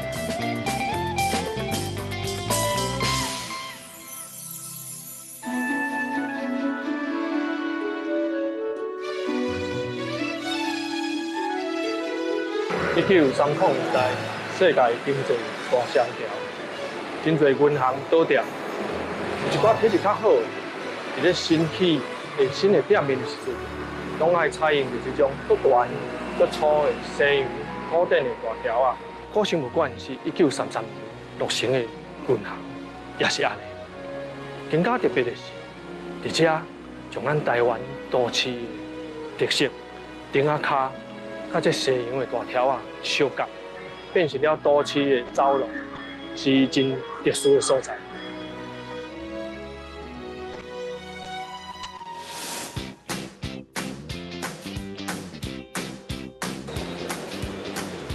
What you see here before you is the only place in Taiwan where dinosaur skeletons are within a historic monument.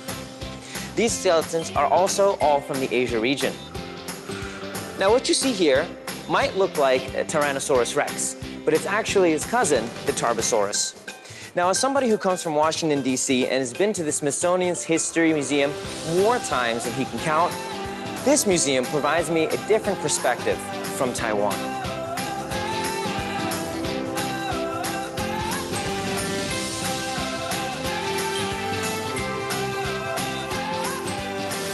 今仔日真欢喜来为大家介绍台北无同的体验方式，欢迎全世界的朋友，欢迎全世界的朋友来台湾，来台湾，来国立台湾博物馆，来国立台湾博物馆，来国立台湾博物馆哦。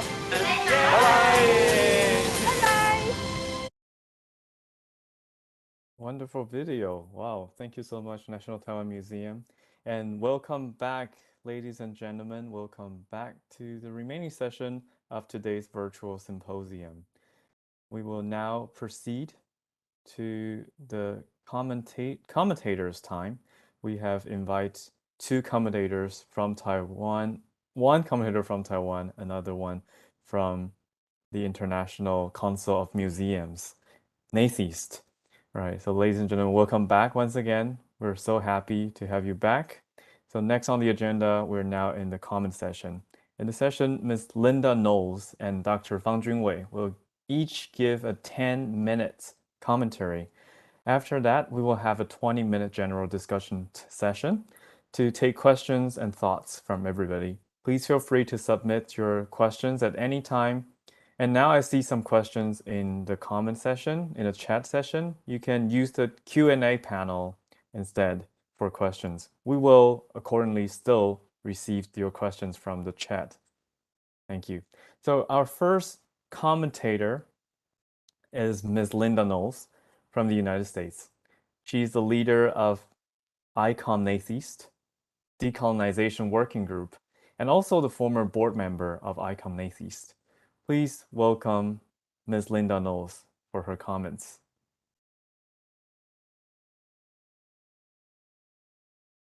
Hello, everyone.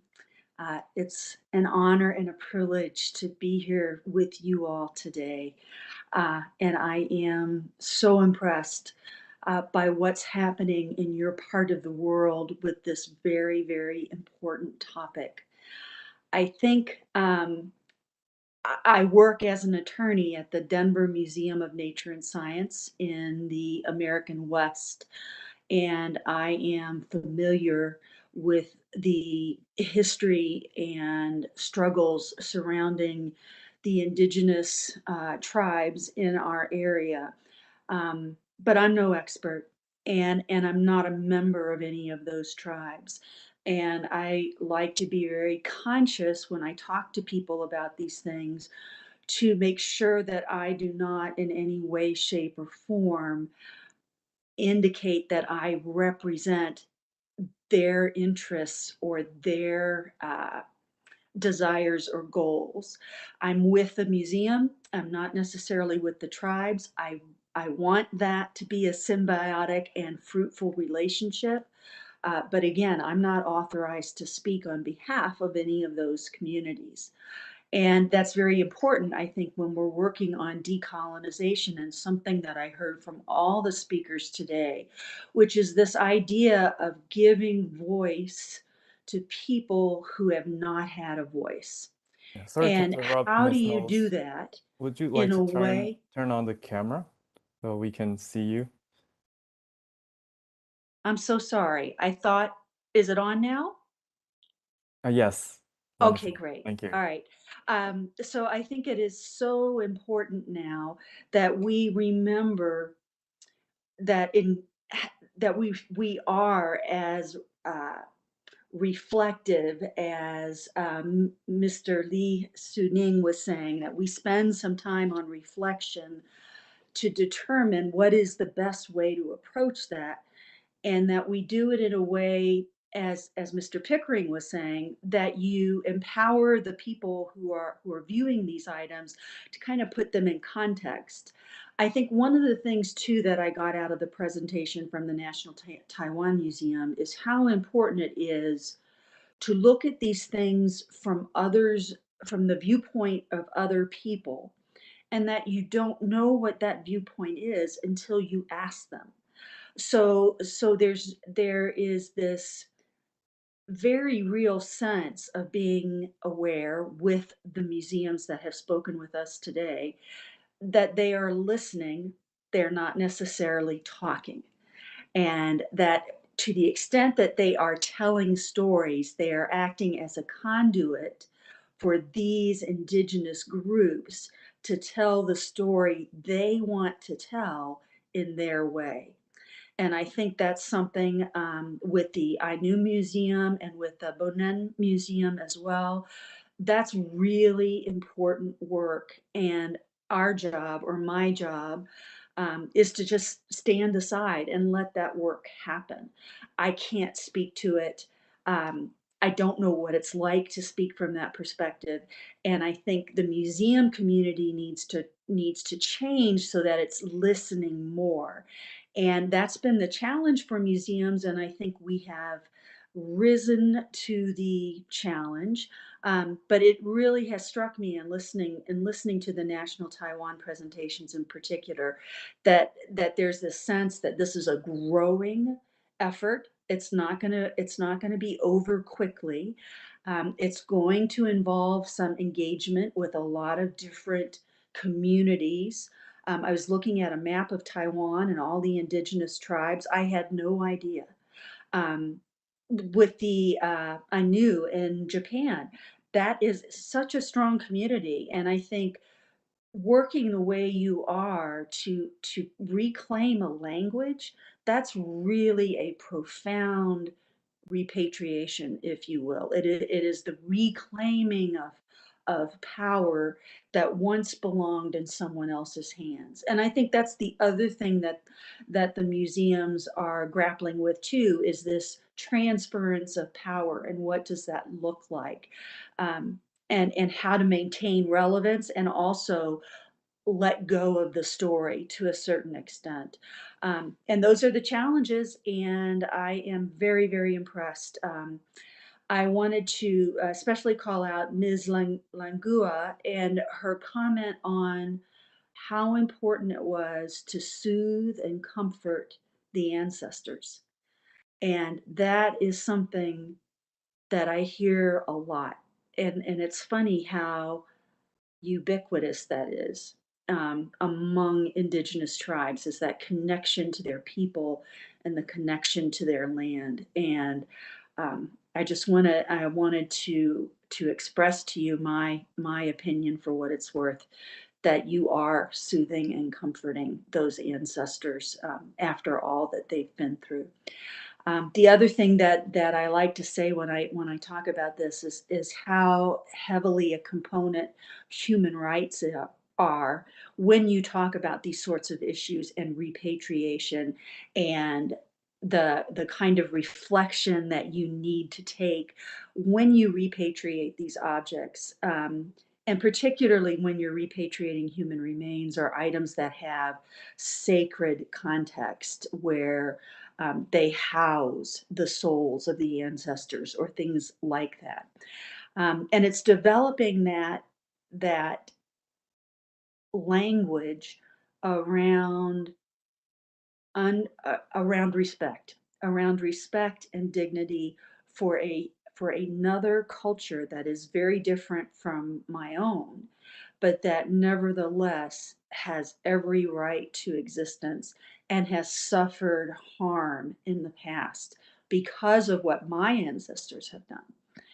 And I think, someone else was saying about how you've got to face the issue directly. I think that was Dr. or Mr. Ning. And I think that's very true. You've got to face this directly.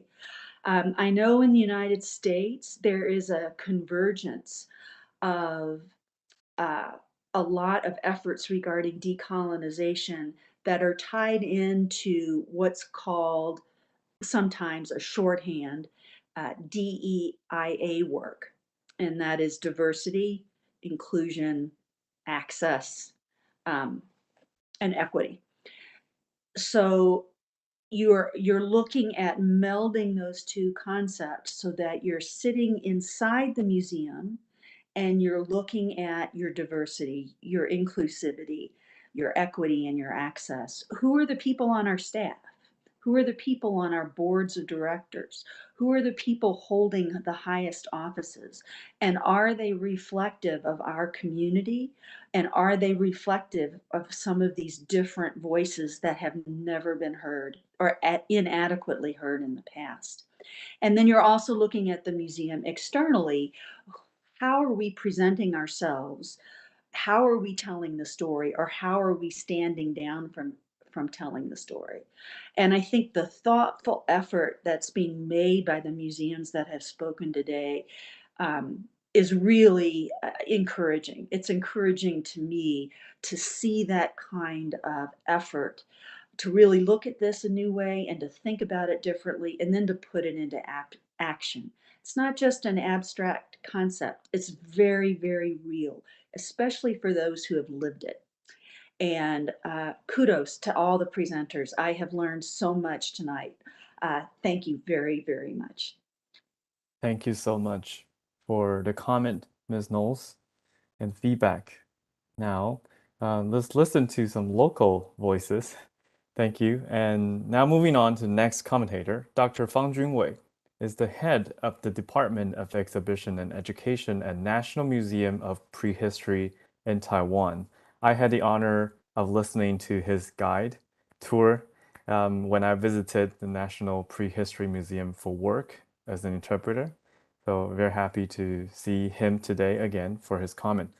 So please join me in welcoming Dr. Fang Junwei, everybody. 主持人、发表人、评论人和线上的参与者，大家好。This is Fang Junwei from the National Museum of Prehistory, Taiwan. And I'm really honored today to be invited to the meeting, to the symposium. And I'm honored to be a commentator for the four panelists. So my specialty is really in the anthropology and also prehistoric study. And for a long time, I have been the manager of ethnographics. So I've been trying to really analyze the study of museums from the perspective of ethnographics, from the perspective of National Museum of Prehistory. So as we talk about the study of indigenous people and also the museums focusing on indigenous cultures, we've been always discussing about how we can respond to the needs of local residents. And this August, I had the opportunity to join the ICOM meeting in Prague. So we've been talking about the strategy plan for the coming years. And among them, climate change, decolonization, and sustainability are three of the focuses of ICOM in the meeting. These are the three commitments that the ICOM has proposed.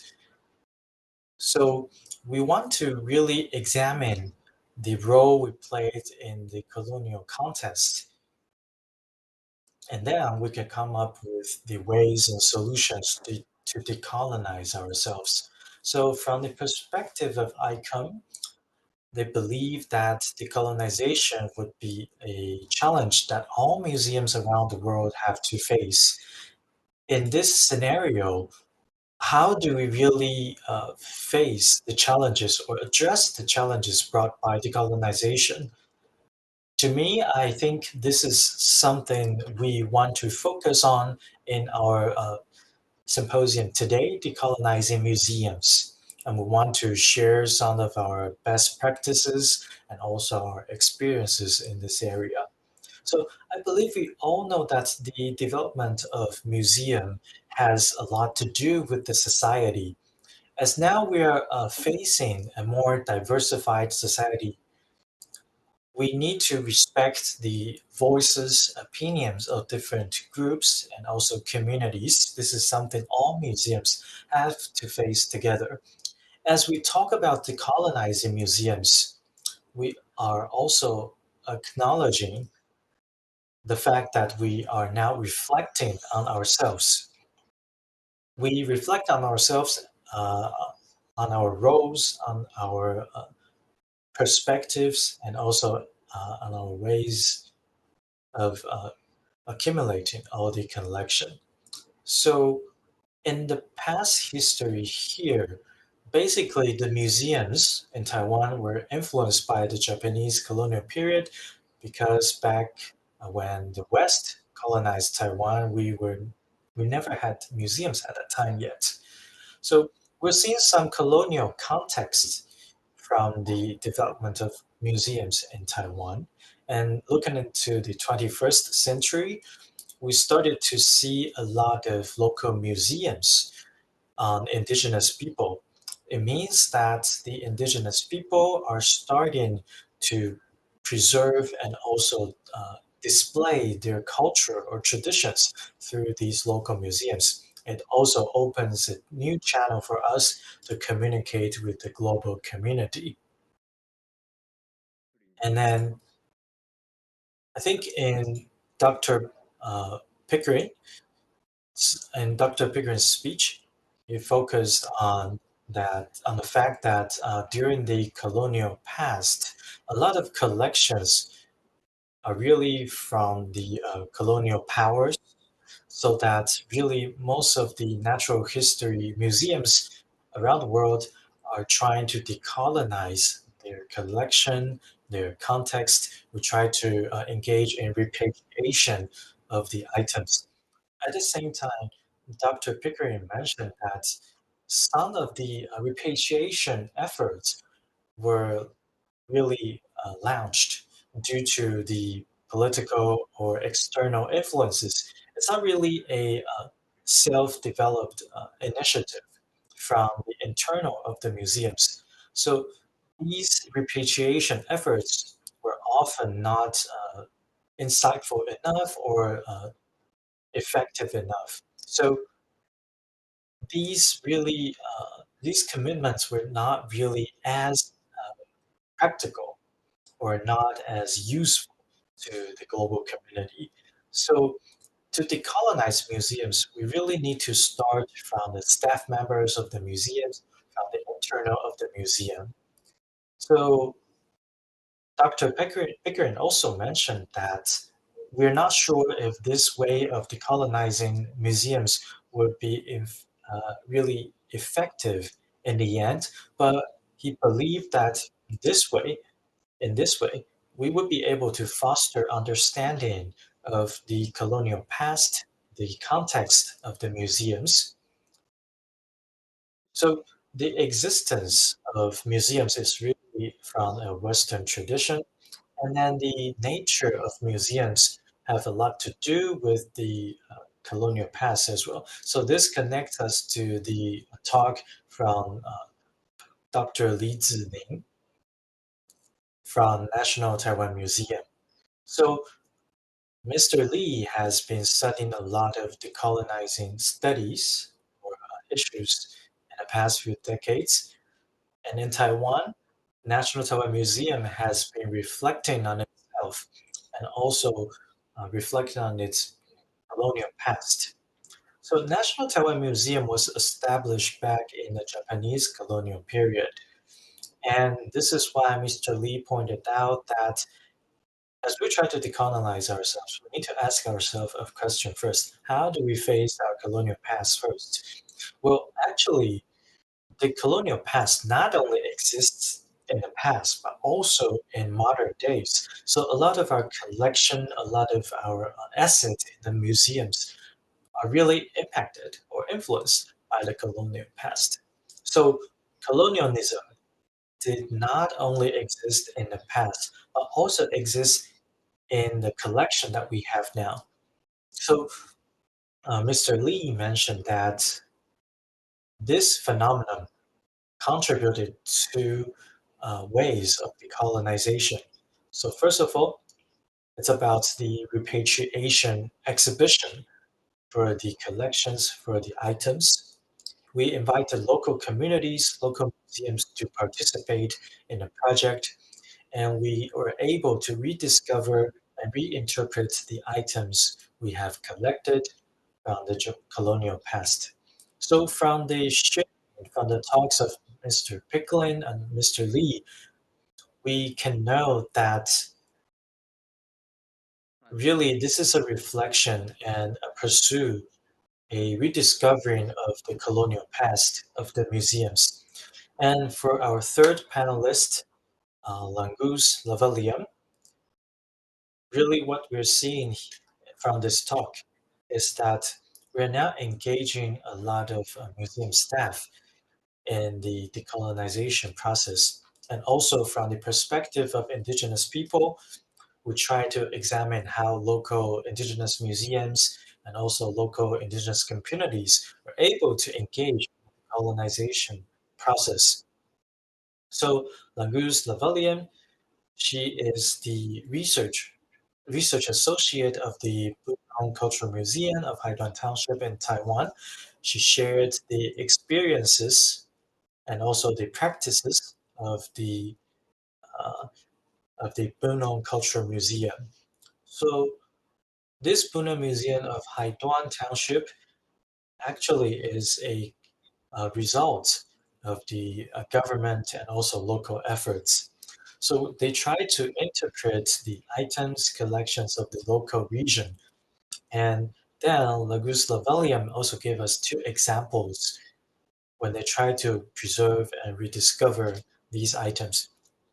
For example, this Gurumahin exhibition.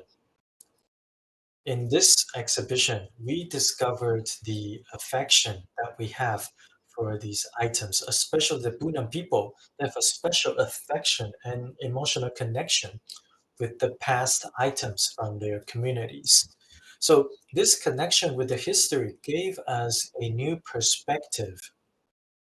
And at the same time, this repatriation project that Langus Lavalium has mentioned is pretty much similar to what Mr. Lee has mentioned as well, but they shared it from different perspectives. For example, from the perspective of National Taiwan Museum and also the Pudong Cultural Museum of Haiduan Township. So we try to emphasize it's not only about returning the items to local communities, it's also about really adding more values to these collection in a museum that is not returned as well. So, for example, it's really about returning traditional memories, not just about the physical items. And I think this also echoed to Mr. Pickering's sharing about repatriation. So, for the Pudong Cultural Museum, they focus not only about returning of these physical properties or assets, but also about the memories, the culture, the tradition of the Pudong people. So, as what Mr. Lee mentioned, in the exhibitions held by National Taiwan Museum, the curators throughout time, they started to reflect on themselves, on the way they held the exhibition, and try to improve the way they organize the exhibitions.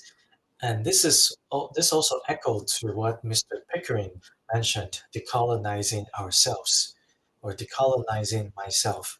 So really throughout time in this process, we try to really decolonize not only the past history, the past context, but also ourselves. And from what Ms. Yazaki Haruna mentioned, we're seeing this special field in Hokkaido, this Upopoi field, where we can really preserve the Ainu language. So we know that language really shapes the way we understand the world for each group. So from the sharing, we knew that it is really difficult to preserve and to rediscover the Ainu language. By using Ainu language in the museums and in the park, I believe that we have a lot of potential and opportunities in doing so. So for example, the Ainu language is not just a means for communication. It's not just a tool. It has a more symbolic meaning here, so that by preserving or rediscovering the Ainu language, we're able to build up cultural identity or group identity here. And for the Ainu people, we're able to give them a different future. We're able to help them find a different way of understanding their own culture. So the Ainu language has found their second life or their second existence in the modern society. So by putting it in the thread of decolonizing museums, I would say that this is quite meaningful because this modern museum is also helping decolonizing a colonial past. So I think this is what our panelists today want to share with us. So these are really my sharing and also feedback today. Okay, thank you, Dr. Fan. Again, also thank you, Ms. Knowles, for the comment too. Now we're at the general discussion and Q&A session. I would like to direct the question from the Q&A time, or the Q&A panel, to the speakers. So the first, I see a question from Japan, from Lake Biwa Museums, Dr. Kameda Kayoko. Doctor's question is that the doctor has always mixed feelings about the favorable reception of museums in Taiwan for activities such as collecting materials from Japan's colonial period. So there's this trend or this favoritism. So were the collections collected by the Japanese smoothly left in the Taiwanese museum? Maybe we can invite Mr. Lee for this to answer this question.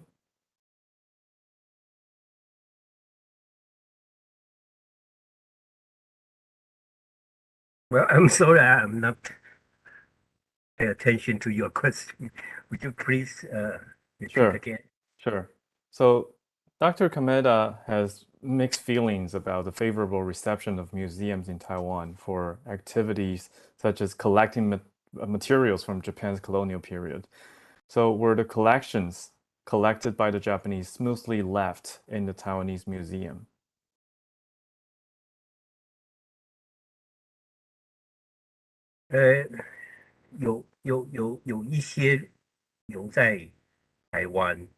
Yeah, some of the collections are still left in Taiwan,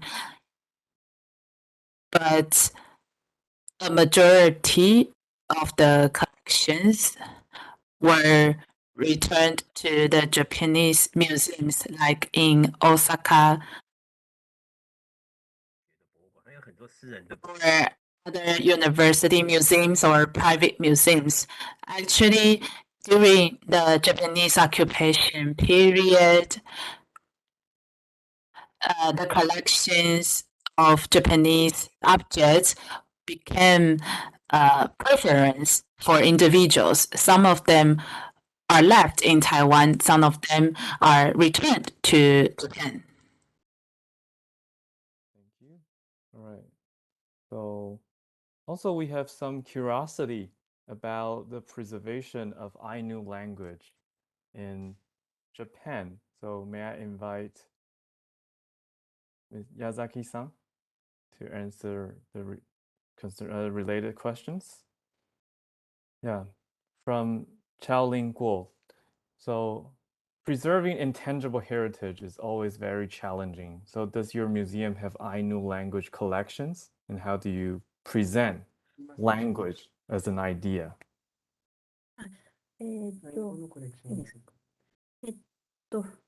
アイヌ、当館にもアイヌ語の資料は収蔵しております。Yes, there are Ainu collections at our museum. このウポポイができる前に、白老に、ポロトコタン、アイヌ民族博物館がありました。Before Upopoi was established in Shiraoi, there was a Porotokotan in which an Ainu museum also existed. で、そこにたくさんのアイヌ文化の伝承者の方が協力してくれまして、そこにポロトコタンに来たおじいさん、おばあさんたちがアイヌ語いろいろ物語とかも、技術のこととかも、お話ししてくれまして、その録音が当館の資料として収蔵されています。And many people collaborated with the Ainu Museum, the former Ainu Museum in Shiraoi. Many grandmothers and grandfathers came and shared their knowledge about the Ainu language with the museum, and many of the recordings that were made with them are now collections at Upopoi at the Ainu Museum, National Ainu Museum. 私もそういうのを聞いていっぱい勉強してます。I also am learning and studying the Ainu language through listening to these recordings. Thank you very much for sharing, so we know the revitalization know more about the revitalization work of the language. Yeah. Now I have another question from Mr. Wang Ming-er, who's now studying at Oxford from a knowledge. He said, many thanks to all panelists for your inspiring papers. So the question is for all panelists. So following the main theme of this symposium, he's wondering how an Asian Pacific perspective of decolonizing museum could be articulated or voiced. So what's the difference between the Asian Pacific perspective and a Euro-American one, in your view? And how do you facilitate a more meaningful dialogue between these perspectives in order to further decolonize museum in a wider context beyond the Asian Pacific region? May I invite Mr. Pickering, Dr. Pickering, to answer this question, and then the following speakers accordingly. Yes. It's a very, very pertinent question. I think we have to remember that the greatest recent colonialism has emerged from Europe, and the Asia-Pacific region has been a subject of that colonialism. The European powers have been right through the Asia-Pacific region, either for short-term or long terms. You have the French in Southeast Asia, the British again in Southeast Asia, Spanish and Portuguese in China and in the Pacific, even Australia and Papua New Guinea, Australia as an offshoot of a European tradition. So what is important is if there are any strong voices, those strong voices will come from the Asia-Pacific region back to, I should probably throw Africa and India into this, but they will go back to those European powers or European institutions. There's a very strong conservatism in the European tradition now. Museums have often become the big so-called universal museums, both conservative and are more temples than they are centres of education and social investment. People go to see the treasures rather than to learn or be stimulated. So the voices from the Asia-Pacific region, where people talk about their colonial experiences and what they're doing to address that, I think are really valuable. I'll also add that there is a strong sort of language and cultural divide where certain nations will deal only with people who speak the same language. Now, we're breaking that down. This sort of seminar breaks down that language barrier and helps sharing information. I found this really very enlightening.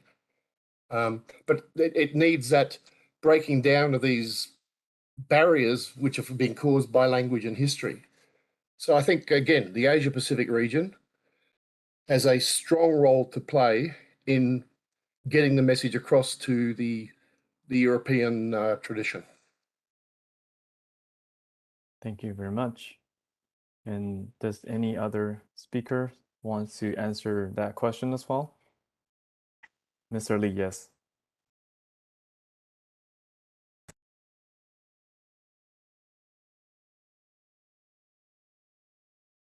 Would you please unmute yourself?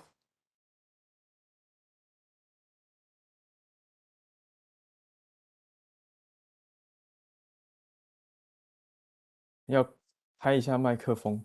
Sorry, could you unmute yourself? Thank you.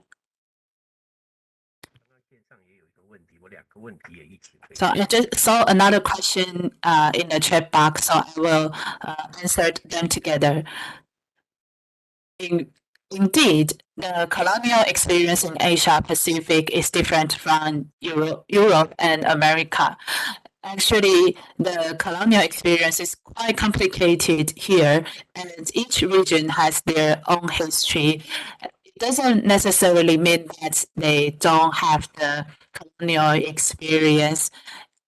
It is just different from European country colonizing a certain region.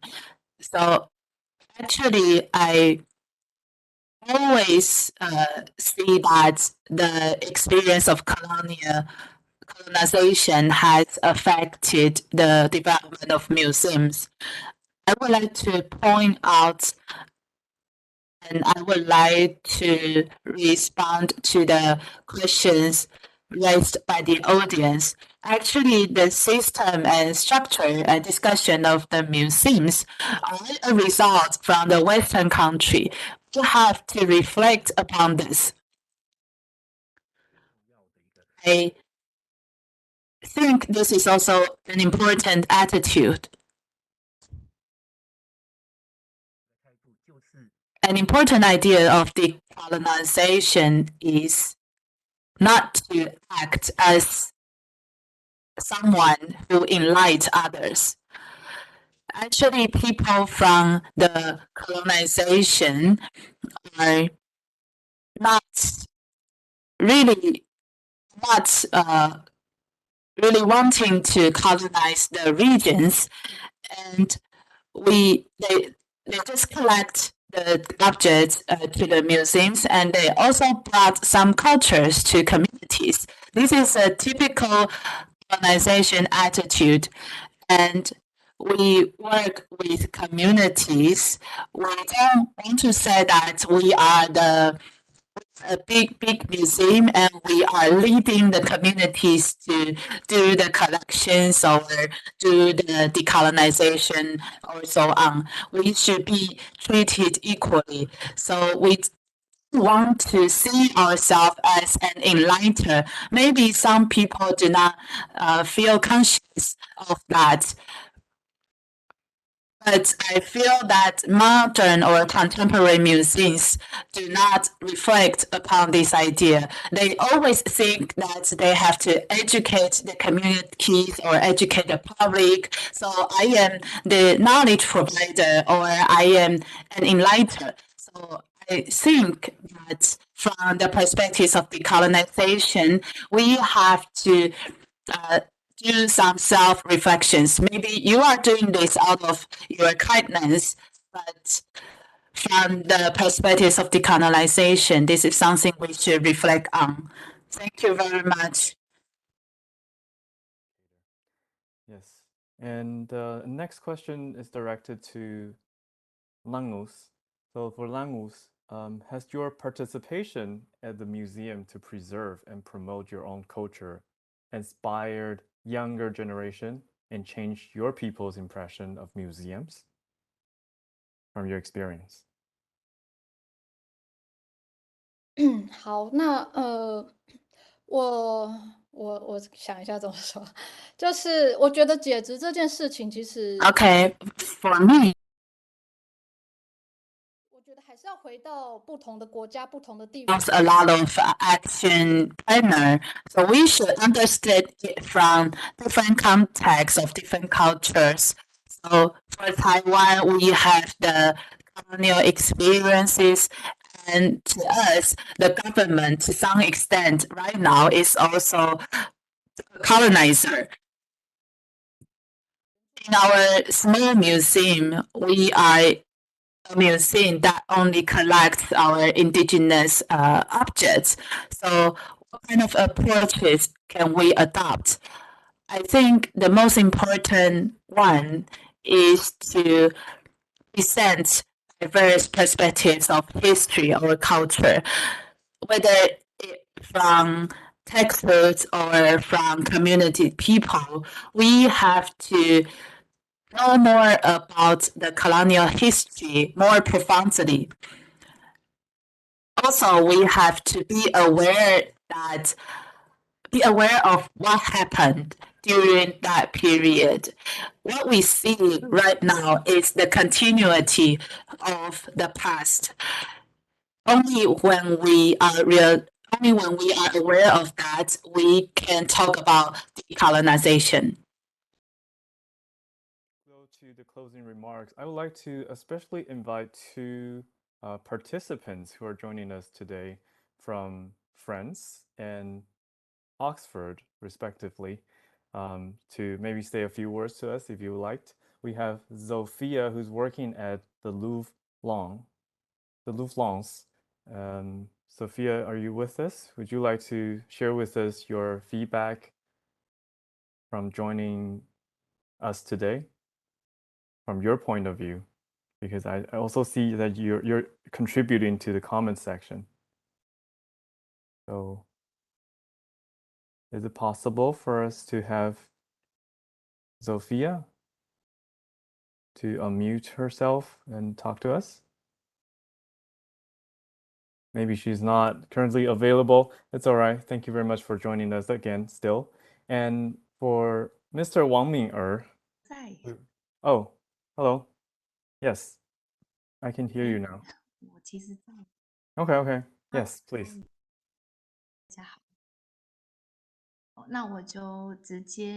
Hello, everyone. I will just raise the questions that I've put in the chat box. Now I live in France. I just heard the sharing from Yazaki-san, and I feel really inspired because I went to Japan and I went to Yazaki-san's region, and we find that they really focus on the preservation of languages. And also in France, we can see some signs in museums or in other regions that two official languages are used. So maybe sometimes when we get into this kind of scenario or a space, we will get alert and be aware of the languages used there. So in France, the Brittany area, the schools also started to teach their dialects. And in Taiwan, also we have seen this trend at elementary schools where children could learn our Taiwanese dialects. So I would like to ask Yazaki-san if in the future, the area in your area, the schools will also teach the dialect to children. And I would also like to know how identifiable the people there with Ainu language.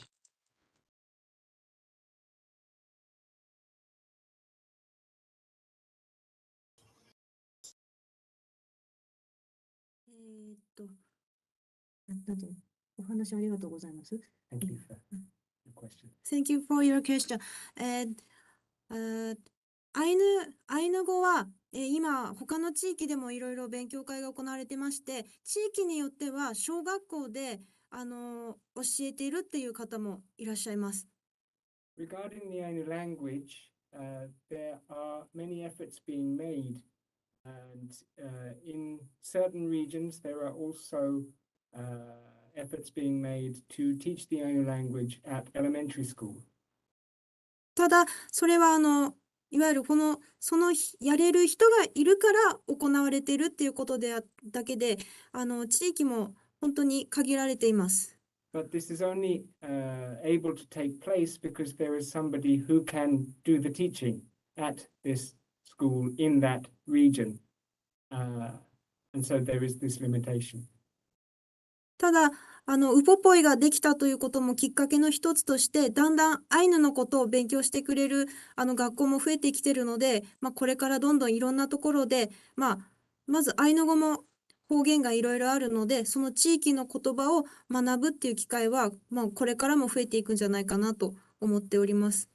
With the establishment of Upopoi means that there are many schools that are visiting Upopoi, and many people are gaining an interest in the Ainu language and Ainu culture. And it's my hope that in the future, schools will have an interest in teaching the Ainu language in their school. And in particular, there are many different regional dialects of the Ainu language too. And it's my hope that they will be able to integrate and learn about those regional dialects too in schools. Thank you. Thank you very much for Sophia for the question and Yazaki-san for the answer. And Mr. Wang, if you're with us, Wang Ming'er, would you please share with us your feedback for joining us? 对，首先谢谢觉得今天这个收获良。 Is it possible for you to turn up your volume of your microphone a little bit? 那我刚才就像我刚才讲的一个问题，就是我也想要更多了解，是让大家觉得，例如说到这个是澳洲的观点，是这个台湾的观点，讨论这个爱奴语的心的时候，事情到底能够。抱歉，麦克风收音的关系听不太。Sorry, due to microphone signal issue, we were not able to hear you, Mr. Wang. Yes, can you stay closer to the microphone so that we can hear you? Okay, so really my question is how we can really form our own perspective. For example, as we talk about the experience from preserving the Ainu language and also preserving the cultural assets of the Aboriginal people, and how do these experiences inspire us, and how can we form our perspectives from the Asia-Pacific region? Because sometimes we shared the perspectives from the West, but also I think it's important for us to have our own perspective from the Asia-Pacific region as well. To make it more clear, I think it's a great question for everybody to ponder because Mr. Wang has worked with Pitt Rivers Museums in Oxford for decolonization projects. Yeah, so that's a very good reflection question for everybody.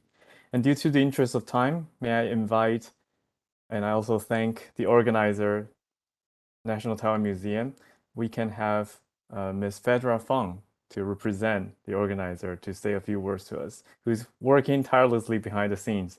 Fedra, for the closing remarks. Hi, I hope everybody can hear me clear. Okay, and I have to thank all the speakers and our wonderful host, Howard, and also all the participants in joining us today. The time selection of our symposium is also a bit interesting because I know Linda is now at the evening time on 24th of November in the US. And so just in a few hours, you will be having this Thanksgiving Day. So that is also something that I know in your region, a lot of people are having this discussion or reflection.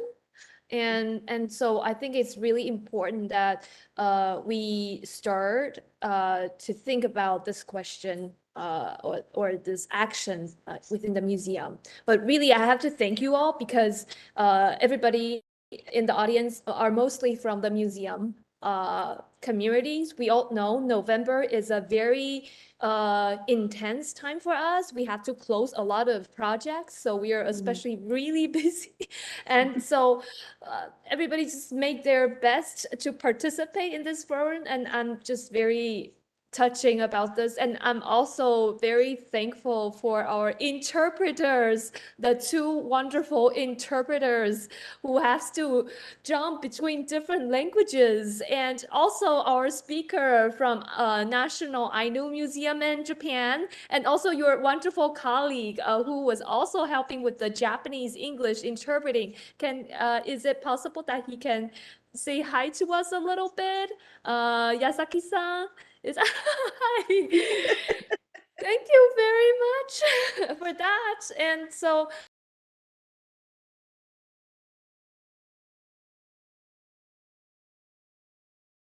Uh-oh.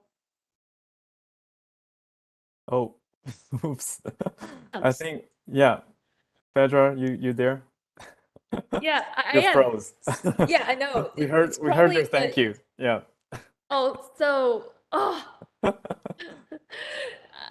So thank you. And I think I will leave the words in the message that I will send to all the participants later. And so I welcome you to join our following events. So now I hand the mic to Howard.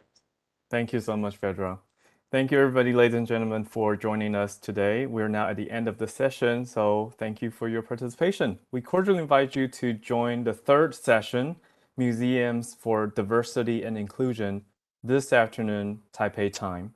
Also, please kindly complete our feedback survey to help us improve our events in the future. You may find a link in the chat room and also on the screen, as our staff is putting it on the screen now. Yes, I see it. Thank you very much. Once again, thank you so much, everybody, for joining us. And thank you so much for everyone who's working behind the scenes so tirelessly. We wish you all the best in your future endeavors. And I'll see you next time. Thank you so much.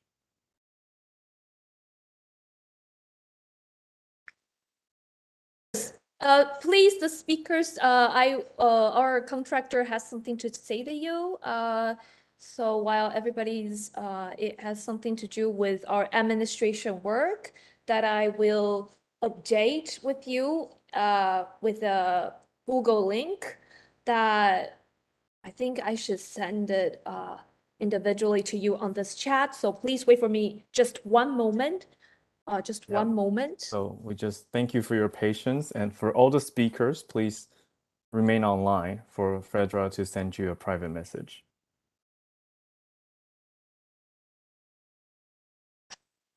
Oh, okay, here it is.